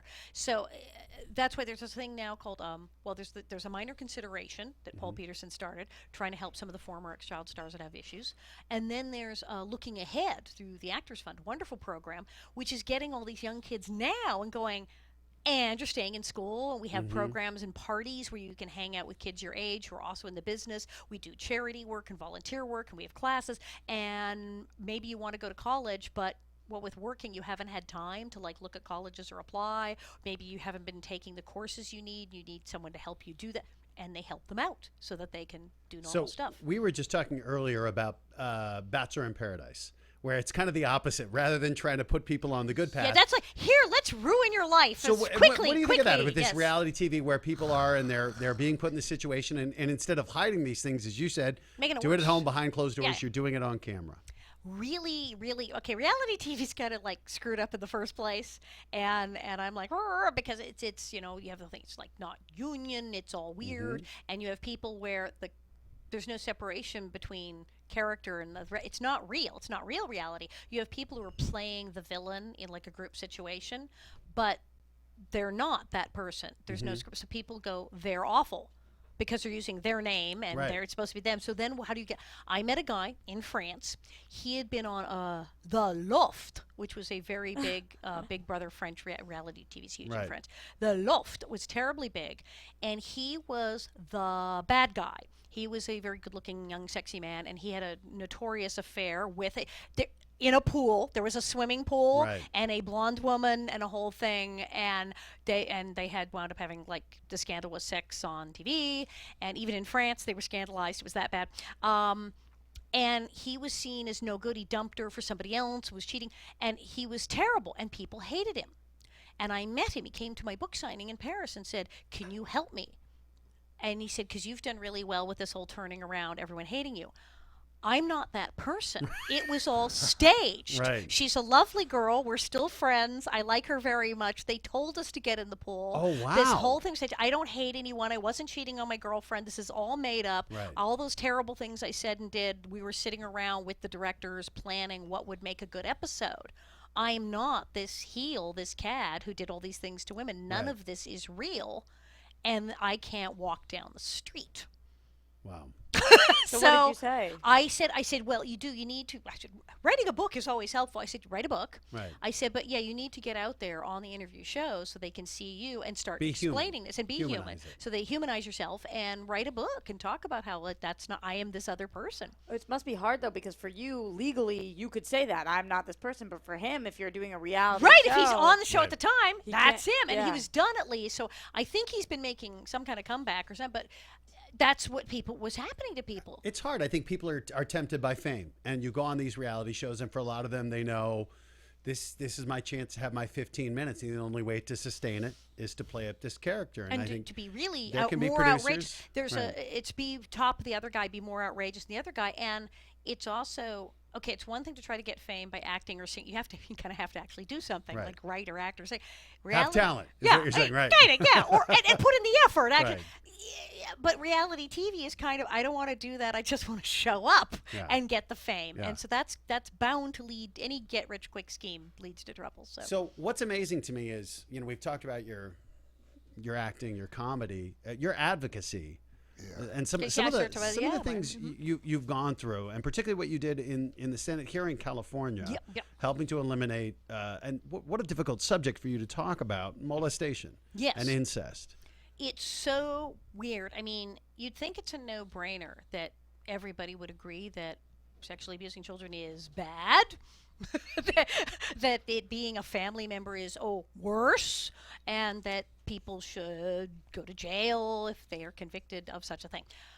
Weirdly, no, there are people who don't feel that way, and there's I think we knocked it down to under 30 states because National Association to Protect Children was able to change laws in several states. We have all these people fighting all the child sexual abuse images, child porn stuff now, and the trafficking. There's so much stuff going on.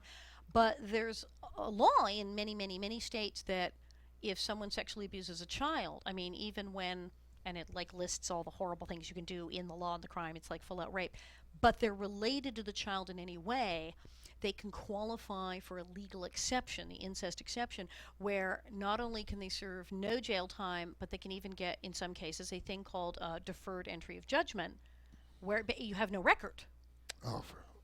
Yeah. How?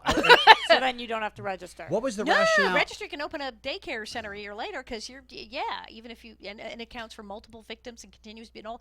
That's what got me in California. It was like, it listed all this horrible stuff and multiple victims and this, and you're going, whoa, dude. And then it says, this is a mandatory sentence unless the perpetrator is the child's parent, grandparent, blah, blah, blah. It And should be worse. The punishment should be worse. in Canada, there's a thing called Breach of Trust Act that if it's the parent or someone assigned to take care of the kid, you get extra time. You're in more trouble. Right.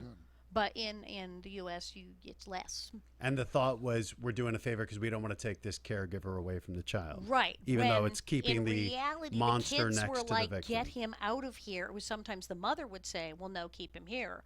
But in fact, there was a case in Minnesota where sort of like the kid got outvoted. They were letting the guy go because they said, well, everyone in his family except one person wants him back in the house. Well, yes, his wife and the other kids wanted him. The girl he attacked was like, no, I really would rather he not be here. Thanks. But this prompted you to share your own story. It did because we were changing these laws. I met with this group Protect, and they were so amazing because they were doing stuff. They were getting stuff done, and in North Carolina and Illinois, they were making all this stuff happen. And they said, we're doing California, and I said, okay.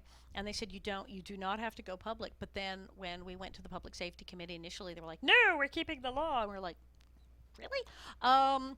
We said we got to do something, so I wound up going on Larry King on CNN and talking about it. And then I said, okay, so if I talk about this, that I was sexually abused as a child, can I talk about the law? And they said, yes, you can. And we did, and we wound up with getting it out to the public. People called their representatives, they called their assembly members and the Senate members, and told them, no, I want you to change this law. And so we reintroduced it and won.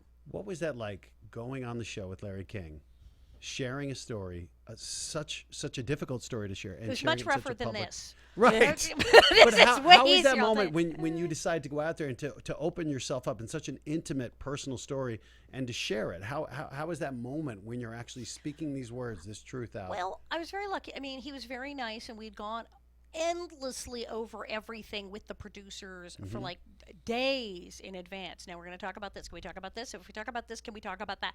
And round and round in circles. So like everything had been pre-digested in a way. My wonderful publicist was there at the time and was like ready to throw himself on the desk and like interrupt it if something went wrong. He was going Sure. to dive onto the set. So I felt very safe. I had backup, and I had the team at Protect and lawyers and shrinks and police and like a backup team of people. Like nothing terrible. I had a safety net. I didn't just by myself. Right.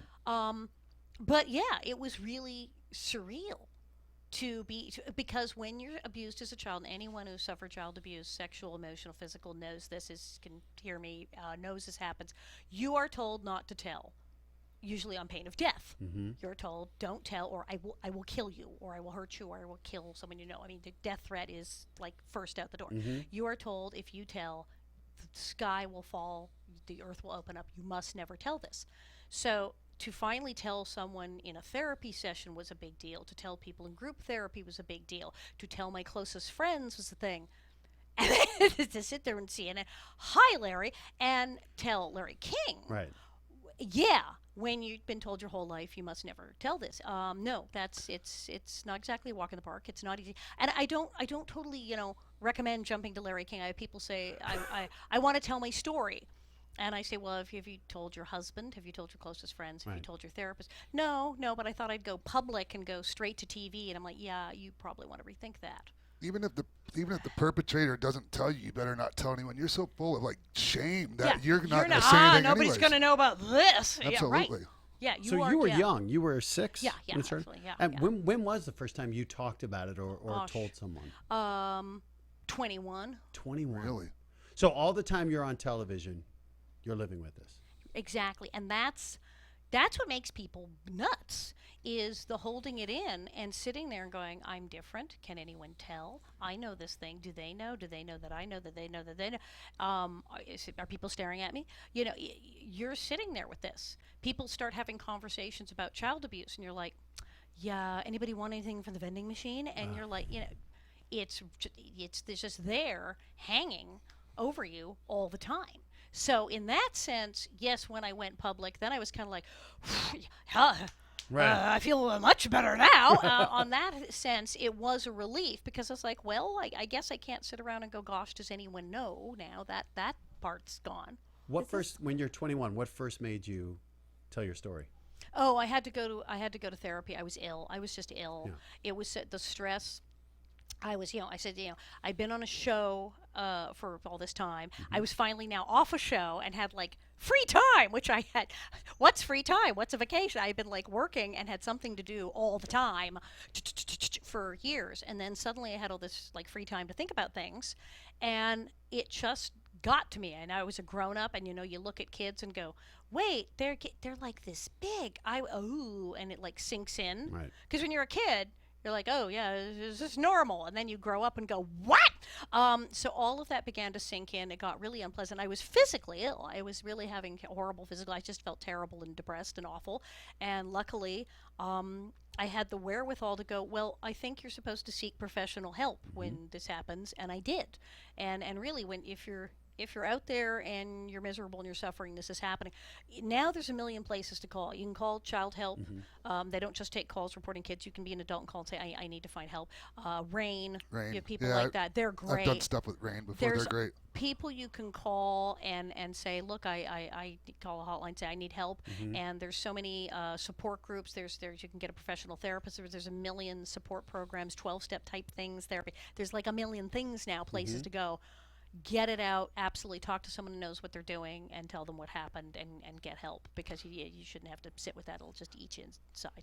Did you self-medicate at all before you started I mean, did it manifest itself that way? I know a lot of people go like straight to the heroin, and I can see why. And I know a lot of people do. Well, I don't. Had they invented Xanax when I was 21? I don't think they had.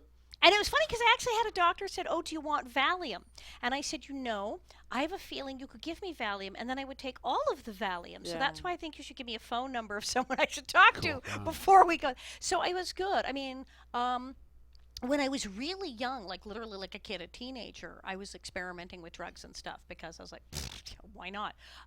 So I see how, indeed, child stars and people are sexually abused, and if you have both going on at once, And how? I mean, you it's just wind up. It's there. It's too easy. and it's like one in 4, or maybe even higher. Oh, have yeah. experienced this. Absolutely. And that's the and then it's too easy, especially if you're in a big city or if you're now in your small town and they got the opioids, Oxycontin. And if you're a child actor where people are going cocaine and are like trays of drugs, and you're abused and having all this PTSD and all of this anxiety, it's just too easy. So I'm not at all surprised when people wind up really messed up. Did you ever put any of that anger into your character? Was some of it part like a release and helpful to be able to be that bitchy character? Massively. And I think that's probably why I wasn't self-medicating as hard as most of my friends, because I had an outlet. And it sounds crazy to say Nellie Olson saved my life, because people like, did Nellie save your life? And I'm like, oh, that sounds like a thing people say or cliche. And then I'm like, well, yeah, she kind of did. Because I did get to go to work and scream and yell and throw things and be really, really angry and let stuff out and be just not have to put on a brave front and be nice and smile. I could go to work and be terrible and be miserable and depressed and angry and unhappy. And I was like, well, this is a pretty good deal. So you bet I did. Yeah, I let it out. I was like, well, Well, they say that a lot, that the comedians are really the tortured souls, like smiling on the outside. Oh, the crying on stories. the Yeah, inside. knowing comedians. Yeah, absolutely. Most stand-up comics have terrible stories. It's true. So not only that, but you were also on the front lines of AIDS activism. Right. I mean, back when people had no idea what AIDS was and the stigma. I'm on the board of Protect still, and we're doing a really great. Go to protect.org, by the way. That's our website, and we're doing a whole thing with veteran soldiers who've come back. It's called the Hero Corps, who may have been injured and need another job. We're putting them in a training program to help the Internet of Crimes Against Children Task Force. Those police departments help catch the predators and the child traffickers and the people with the child porn, and we've got the soldiers helping the cops, and it's amazing. So on the board of that, indeed, in 1986, well, Percival, who you love, Steve Tracy, the actor who played Percival, was an amazing person, went public with his AIDS diagnosis at a time when nobody was doing that. And I got really weird phone calls like, oh my God, you kissed him on TV, do you have AIDS? Because people didn't know anything then, so they did. And Somebody really called and asked you that? Oh my God, my roommate's aunt called and said, has he been in the apartment? Has he used the bathroom? Like, panic-stricken. People didn't understand what AIDS Doorknobs. was. Doorknobs. Right. We're going to get it off the doorknob. People freaked. Yeah, people thought Linda Evans might have it because she kissed Rock Hudson on Dynasty. Yeah. I called it being in the Linda Evans position. Everybody was convinced that Linda Evans was going to get AIDS. And so I got a lot of that kind of thing. And so, but I went to AIDS Project Los Angeles and I took their hotline training. So I could learn, because all these, and then media, real media would say, well, they would ask me about AIDS, but they were asking me like, as if I was a doctor or an epidemiologist. Well, do you feel that the virus? I'm like, what? So I took the training so I could at least give appropriate answers and have some, give referrals to services and tell them, no, you don't get it off a doorknob, and, try to help people. And that worked out. I wound up working with several different AIDS agencies, including Tuesday's Child, which helped families of children with AIDS. Just last year, actually, I was out doing a benefit for AIDS Project of the Ozarks out in Missouri. Lovely group of people, did their walk and did a show out there for them. It's amazing to me when I look at the power of entertainment and entertainers to create real change and awareness. And we look at things. I'm a doctor. I used to be in medicine, and seeing how hard it is to educate people on it. And yet, by having someone like Stephen Tracy, Rock Hudson, Magic Johnson, through athletes, through entertainers, through these people, or the power of TV shows to educate people and to create tolerance. Ellen DeGeneres coming out as a comedian. I think the power of entertainers to really educate people is remarkable. It's crazy. Well, I said I'm in this weird position where they're shoving the mic in my face and saying, tell us about AIDS. well, maybe if I here, can I look up the answer? So I took the training and went, okay, now I have. Well, now that you ask, I could hand them a brochure and say, well, actually, in 9 out of 10 cases, blah blah blah, the virus and the retrovirus and the T cell, and I could answer the question because that's what they're asking. But yeah, as a doctor, you know, the Magic Johnson, the day that happened, that was like the moon landing.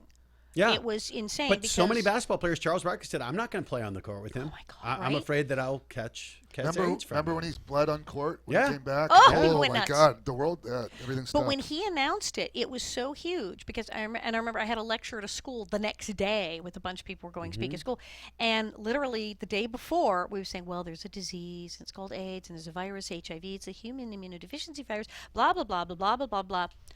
And then the next day we walked and said, okay, y'all know Magic Johnson? Good. Okay, you know that thing that he has? Yeah, that's what we're talking about. It's called AIDS. So it's like skipped 45 minutes of the presentation to go, the thing Magic Johnson's sick with. Okay, so it's like, wow. I mean, it was night and day. It was so But weird. it humanizes it. I think these people, they've known someone. They knew Nellie Olson. When you go on Larry King and share your story now, I think for a lot of people who've never experienced someone or who've known, been open with it. And it's weird, and that's why people coming forward to say, I have AIDS, people come forward to talk about anything, it does suddenly, they know someone. And that was the thing that was really weird when I was doing Larry King, because they asked me, I said, well, do you want other people on the show? Because we have a whole presentation. I can bring in the senator who the bill and the thing.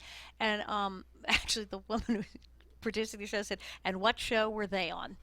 I said, oh, and she said, look, here's that. You're in everybody's living room. Right. These people you're talking about are all great, probably a great interview, but you're in their living room. They know you. They feel they know you. So when you're talking about this is a thing that you were there, it happened to you, you know why it's bad, you can explain why it's bad and why this law is important. They actually know you, and they'll so you're coming on. I'm like, okay, and it's true, and that's the thing. Is as crazy it seems. People who are famous, and when I see famous people who aren't speaking on something, I'm sort of, well, you could just run on TV and say, plant a tree, save puppies, clean water. I mean, anything. Right. Just go adopt a pet and using run your away. platform for good. Right. Yeah. So, who do you like as entertainers now?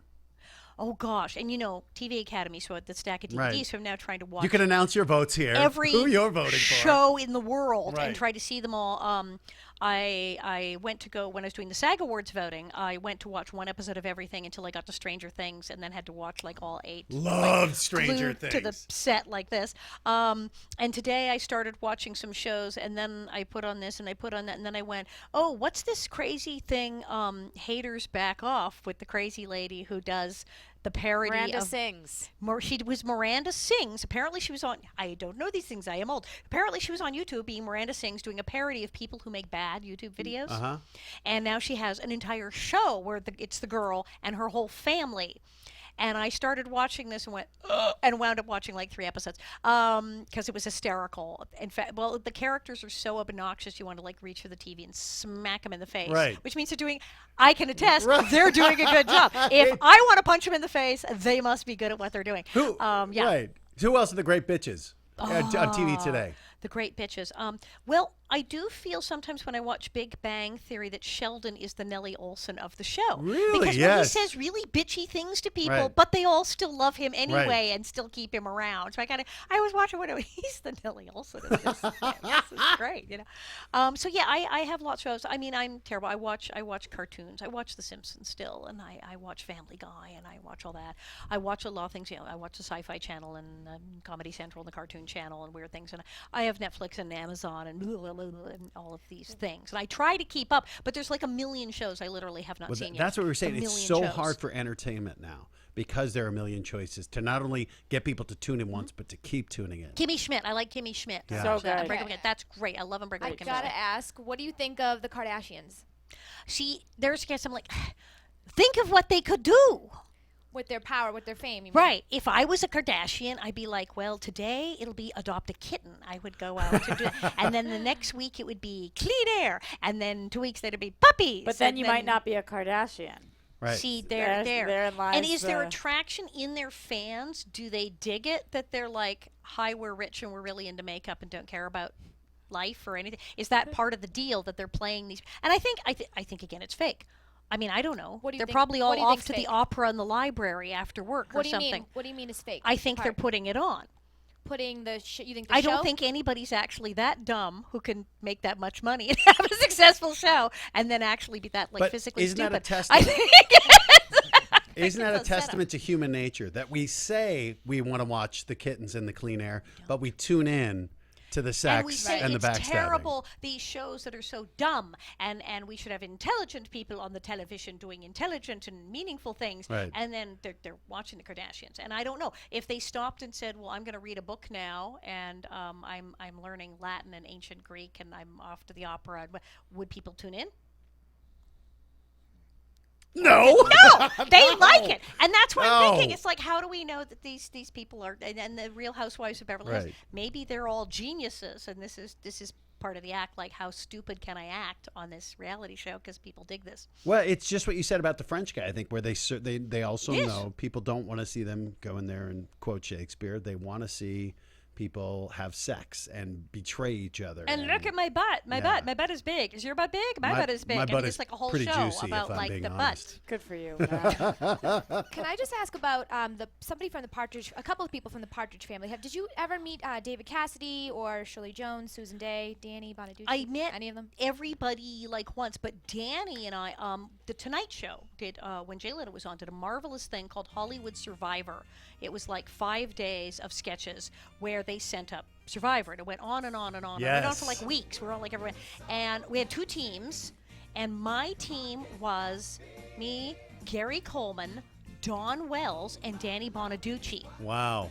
And the opposing team was Florence Henderson, Charlene Tilton, Adam Rich, and Jerry Mather Stevens. Charlene Tilton. Wow. From Dallas. And these were the two killer teams, and we had to do these like send a things like Hollywood based, like find the phone, call your agent, and like stunts, When and was then this? win a prize. Wow. Oh gosh, like 2000, 2001. Any memory of Florence that you can Oh, share God. with us? Well, she almost won. It was down to her and Jerry, so it was like a tiebreaker. So Jerry won. She was very competitive. Her and Charlene Tilton really got like so into it. They were like, getting Wait, blood so was thirsty. this, I'm sorry, was this a sketch or did you guys actually compete? Right. It's a sketch. Charlene even said that she was sitting up with her boyfriend going, okay, now tomorrow I have to go in and Dawn Wells and Alison have an alliance and I have to stop them. And that anybody, and then her boyfriend said, honey, it's not a real game. There's no prize. People get competitive on There reality is no TV. prize. You're just doing a sketch about a game. You don't win anything. You get paid the same check for showing up if you do. What the hell are you doing? And she admitted that she'd like gone mad and was like really into the game. It got really crazy. We started out there, said, we're probably going to have to script some of this for them. We had they brought us in really early, thinking we'd have to rehearse. And when they saw how rapidly competitive we all were, they were like, oh, well, just turn them loose. Right. and we had so much fun. And Danny was delightful. Because I always liked him best, actually, in the Partridge Family. So was that was before Breaking Bonaducci? Yeah, he had been like a mess, and then he'd gotten better, and he's Right. doing this, and then he went, and then he did reality TV, and Right. look what happened, and look what happened. But I think Cautionary you tale. know that's and the now he's problem. like better again. He's on the radio. So. When the cameras are on you Mm-hmm. and you're like, how can I be entertaining?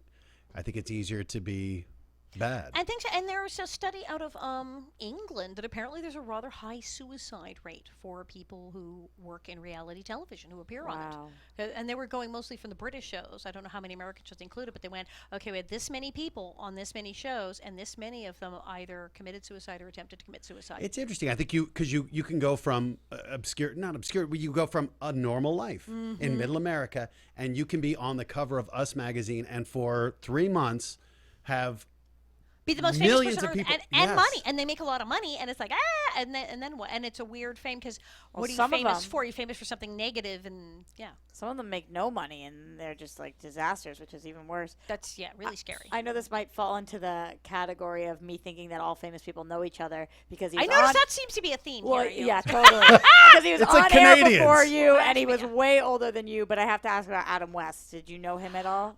We had the same agent when I was a little girl. Wow. So I didn't get to hang out with him because he was busy doing Batman and was grown up. Right. But it was really funny because my old agent Lou Sherrill, who was out of a movie, he was like the agent you want to have. He had the white shoes and the white belt and the gold pinky ring with the diamond Wow. and a cigar and like the whole bit and a Rolls, and he was out of a movie. And indeed, he was Adam West's agent as well. So I had Batman's agent. It was very. So what proud. about who were the famous people I you know little cat women though. That's who I know. I don't. Julie Julie Newmar. Newmar, because Yeah. the Harlem Apples, so I've hung out with Well, I said Julie you, Newmar. and you were friends with Tippi Hedren. Yes. You had a great photo with Tippi. And Carol Channing. And Carol Channing. I'm buddies with all the fabulous old Hollywood. And Rose Marie, who I was just saying, she's on Twitter, and Carol's on Facebook. And I was saying, okay, if obviously you're not someone who's going to be sitting there actually doing this, but you have a guy, you have a publicist, you have an assistant, someone who's doing it. So Carol can say, Right. "Oh, how many likes did I get? Was it good? Could you go look at it for me?" So I have a it's feeling though happening. Shatner's actually doing No, it. Shatner's doing it. Shatner's like, hey, Shatner is on the phone, but he is doing it right now. Computer, He's doing it. send a tweet. So were Tell you Nellie were Olson you happy birthday. Were you a fan of David Cassidy? Like, I mean, all the girls were at the time. Like, No, when I he liked was Danny Bonaducci. a singer. I liked the goofy redhead kid who was This the is funny Ginger one. Mary Ann back then, right? For the women, right? All the girls liked David Cassidy, and I never liked that type. I thought they were wussy. Wow. I thought Danny. What about Scott Just- Baio? Ugh, Really? I never liked. Interesting. I did. And I had a bunch of friends. Okay, tell you But what. you era. said Henry Winkler was the Fonz. Was he the man? He was cool because he's a Yale graduate, intelligent, lovely, well-spoken man. In person, the Fonz. My era tells you when I was in high school, a whole bunch of my friends really loved the Bay City Rollers. And I was SATURDAY. Night. And I was like, no. So no, I never liked any. I mean, when I was 6, I dug the Monkees, but I was 6.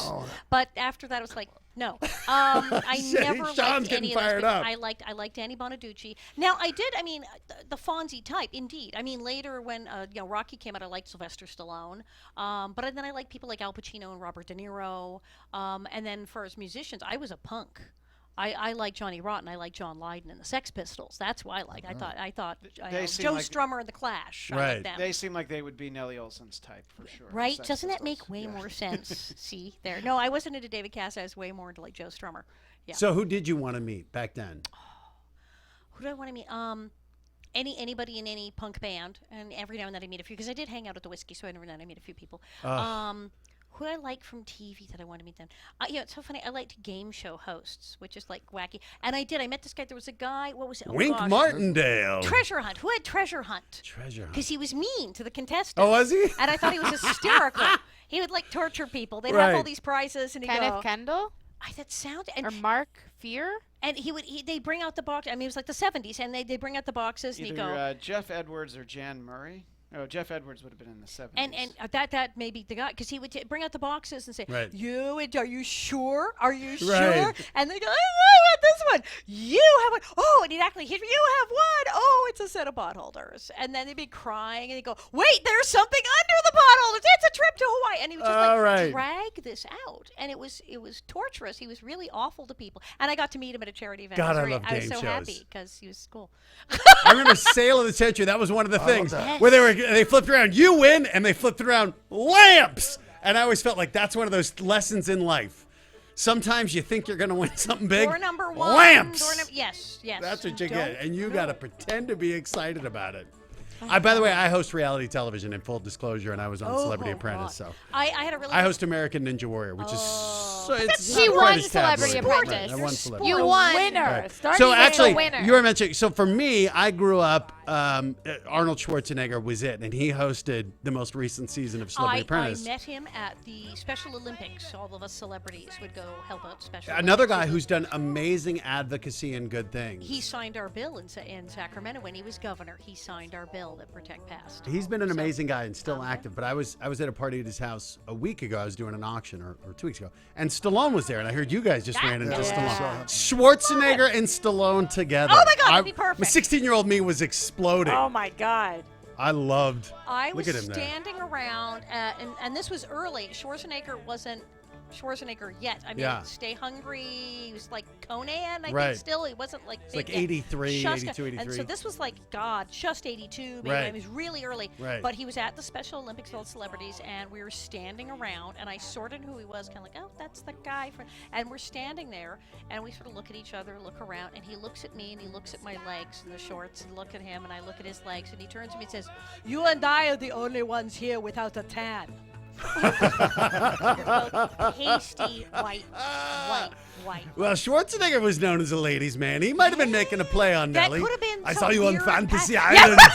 Right? I would have been for you. I gotta quickly ask, did you ever Yes. meet Mary Tyler Moore? Yes, I did. I met Mary Tyler Moore at a party. I have a fabulous photo of the two of us together when I was very young. One of my first Hollywood parties. She Really? was there. She was lovely. Wow. What about Dick Van Dyke? I mean, Yes, obviously. and he was at parties, and he also used to hang out at Schwab's on Sunset. Schwab's on Sunset. And I lived in the neighborhood, and it was like, can I have one of your fries? Yeah, I mean, he would hang out at the counter eating and talk to my God, everyone. You could cool. hang out and have fries. Didn't with everybody Dick go to Van Dyke. Schwab's back then? They Yeah. did, and you could have fries with Dick Van Dyke. I feel like it was Totally the same fine. with TV shows. There were only a few places everybody went. It's true. And it would be all this. I mean, maybe it's just this is what we think, but they have the photos, and it's like everybody famous together. Well, Oh, they did yeah. because, like I said, there were the charity events. You did Toys for Tots. Right. You went to Toys for Tots. You brought the wrapped toy, Right. unwrapped toy, and the Marines, and Hobo Kelly, and the thing, and the bib. So everybody, there's Lonnie Anderson, there's Eric Estrada. So you went to that. Oh, I did the roller boogie episode of Chips, where Oh my everybody, from Todd Bridges to Lonnie Anderson to everyone in the world, go look it up. Everyone's in that episode. Everybody. So I was in that. I was in the roller rink Chips episode. And then, you do the parades and you do the charity events, and then they'd have the end of the year network prize. So at some point, you would be in a room with everybody. It's funny. We're all in entertainment, not to the level you are, but I feel like we're fans, which is why we always play this yeah. celebrity. Who do you know? Yeah. Because I mean, to me, it's one of those things. Like when I'm on Twitter, and some people love the show, and to me, like you're very gracious interacting with the fans. But I always think back, like $6 Million Man, and if I had Twitter as a kid and could have said something, and Steve Austin, Lee Majors would have replied, I would have been like, how amazing is it to me that people can reach out, like you talked about with National Enquirer, the lead time of mailing a letter, Oh and who my God, knows if right? they answer it, but with Twitter, to see I'm someone, on the Facebook interaction. and Twitter, Instagram, and I do. I'm talking directly to my fans, and it's very weird. And these are people.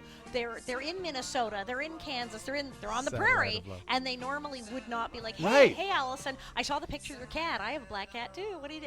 Oh my You God. wouldn't be doing But this. you know what's awesome though is it seems you've been in this since you were a child, and you're not jaded. You still appreciate it. You appreciate the people who are fun. fans of you.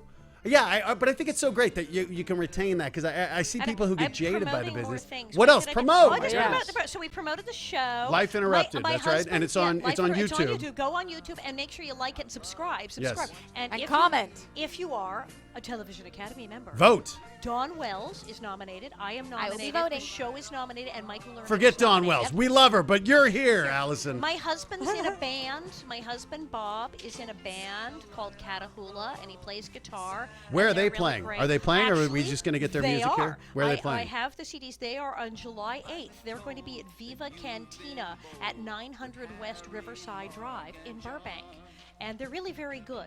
If you like, do you like Fleetwood Mac? Oh my. Yes. Do you like Heart? Does anybody Yes. say no to that? Heart What Fleetwood about Mac love? merged and went to Mardi Gras. More Do Barracuda. you like Little Feet? Do you remember the band Little Yeah. Feet? The sort of Mardi Yeah. Gras thing. It's very like that. If you like that, you would like them. They're very good. Are you doing 5 minutes of French comedy to open I up? would, but I'm going to be at Comic Con in freaking Omaha that weekend, doing Really? a huge event, and and I got excited because the guy who did the voice of Pinky from Pinky and the Brain is going to be there, so I'm all jazzed. So are you there as Nellie? Well, I'm at at Comic Con? Alison, I have stuff to sign, and then Right. I'm going to South Dakota, DeSmet, which is one of the real prairie places, and they're having Laura Ingalls' 150th birthday. Anyone So I'm else doing from a the thing. show going to be there? Yes, Dean Butler, who's Almanzo. It's a twofer. Wow. You get Almanzo. Hey, and Half Pint. I Right, loved it. and we do stuff He together. had great Miss hair. Beadle, you have to have Miss Beadle on. Charlotte Stewart, she has a book. She's amazing, and she was Jim Morrison's Friends with Benefits kind of. Hey-oh. Miss We can Beadle say it now, and right? Jim Morrison, totally. And then this is coming up next week on the 24th, June 24th, Saturday afternoon. If you're in Hollywood, at it's the Hollywood Women's Club right there on La Brea. It's a fabulous old historic building. I am hosting this with these two other speakers. It's called The Indomitable Spirit. We're talking about like the child abuse thing and the AIDS thing. I do a lot of stuff and a lot of speaking about getting better, and me and some friends got together, and so a Peterson production of Loose Crowd Present. We have this thing now called the Indomitable Spirit, and it's online, it's a website, and we're getting all these speakers who survived unbelievable stuff, people who had cancer, people who were abused as children, AIDS. My friend Steve Peters, who was diagnosed with AIDS like a really long time ago, and is still alive, and Amazing. Jody was supposed to die, she had a stroke, but they're all leading these amazing lives and talking about what they're doing and are happy. So we're finding all these speakers who've overcome overwhelming Amazing. odds to Wow. lead happy, full lives, and they're all speaking. And so now on the 24th, it's. You're a Hollywood Me and my star friends. who's got such a big heart. But come, you can get tickets online. It's June 24th, and we have T-shirts. And Where do we I'll be find you there. on social media? God, everywhere. Okay, so I'm on Facebook. I'm Right. Alison Arngrim, and there's an Alison Arngrim fan page, Right. and then there's just Alison Arngrim. And Alison Twitter, Arngrim. the blue check? Twitter, it's blue check at Arngrim, just ARNGRIM. I'm on Twitter. You can tell because Shatner's following me, and and I'm on Instagram, and I'm Alison Arngrim there. And hell, And I'm you on do your own LinkedIn. social media. Hell yes, and I set up my own YouTube channel. Good girl. And I'm everywhere. And I have a website which is bonnetheads.com. Because like Trekkies, our prairie fans, we call them I love it. bonnetheads. I'm everywhere. Before we let you go, Yes. you, of course, are recovering. You know, you're not the bitch anymore. People like you now. People Thank did you, hate you. thank you, yes. So because of the reason that people used to hate you, do you stay out of talking about politics at all? Is it something that's worth staying away from for that reason? I don't know. I mean, they're going to hate me anyway. Generally, though, with politics, I try to go, stuff that I can do something about. What I'm always ragging on people for is, did you vote? Right. Are you registered to vote? Right. Do you vote in the midterms? Do you vote in the small elections? Everybody wants to vote for president. But your local city council, your county supervisor, and your state assembly person, state senator is going to have way more impact on your day-to-day existence Right. than even the president. So I tell people to get, register to vote. I registered when I was 18. I have not missed an election in the entire time. Well, none of I've that. been law. You've helped make law. You've helped change law. And I've helped make law because of awesome. protecting children. So know your stuff. Know your actual issues. There's lots of back and forth on Twitter about who people like and don't like. This person is objectionable. This person is this. I hate them. I hate them. Yes, but what policies do you want Right. to see in effect or not? And I'm all about that. And that's why Protect. It's like at Protect, we're totally bipartisan. We have gotten really chummy with Democrats and Republicans, and we've also gotten on the phone and said, call this person, they're horrible, and made their lives hell. And we didn't care which party they were at. Right. Because we're about, you're going to pass this law that is going to protect children, and we don't really care which side of the aisle you're on. Yeah, so, it doesn't seem like yeah. a partisan issue. It shouldn't be. particularly. And sometimes it is. We'll go into one state, and it's all the Dems. And we go to the next state, and it's all the Republicans. We're like, do you guys talk to each other? How is Yeah. it? So, I generally, politicians are a weird breed Right. to begin with, but there are some people out there doing some really good stuff. But go on, there's a whole thing there's Smart Voter and all these websites. Go online and actually look up what your candidate is doing. Look up what Right. bills they actually voted for. What did they actually vote against? What did they actually do? People go on Twitter and on TV commercials and say, I'm for this, I'm for that, Right. and then you look them up and they didn't actually do any of it. And do charity. Help people locally. Try not to be a waste of oxygen. What perfect words to close You're on. here. Don't be a waste That of sounds like oxygen. reality Taking up TV right space. there. Always. Do Right? something to help other people. Well, Yeah. Allison, June thank 24th, you. June 24th, June June 24th. 24th. Go to my Facebook, go to Life The Indomitable Interrupted Spirit, and at go watch Arngrim. Life Interrupted at Arngrim on Twitter. Thank you, yes. For the crew of The Tomorrow Show, we're signing off. This is Matt Iseman saying good night. Since I seen your face, baby, you've been too long. Yeah. Thanks for tuning in to The Tomorrow Show with Kevin Undergaro. For guest bookings, questions, or comments, you can email us at info@thetomorrowshow.com. Be sure to follow us on social media and tell a friend about the show. I'm Sir Richard Wentworth, your voice of tomorrow, wishing you a better one.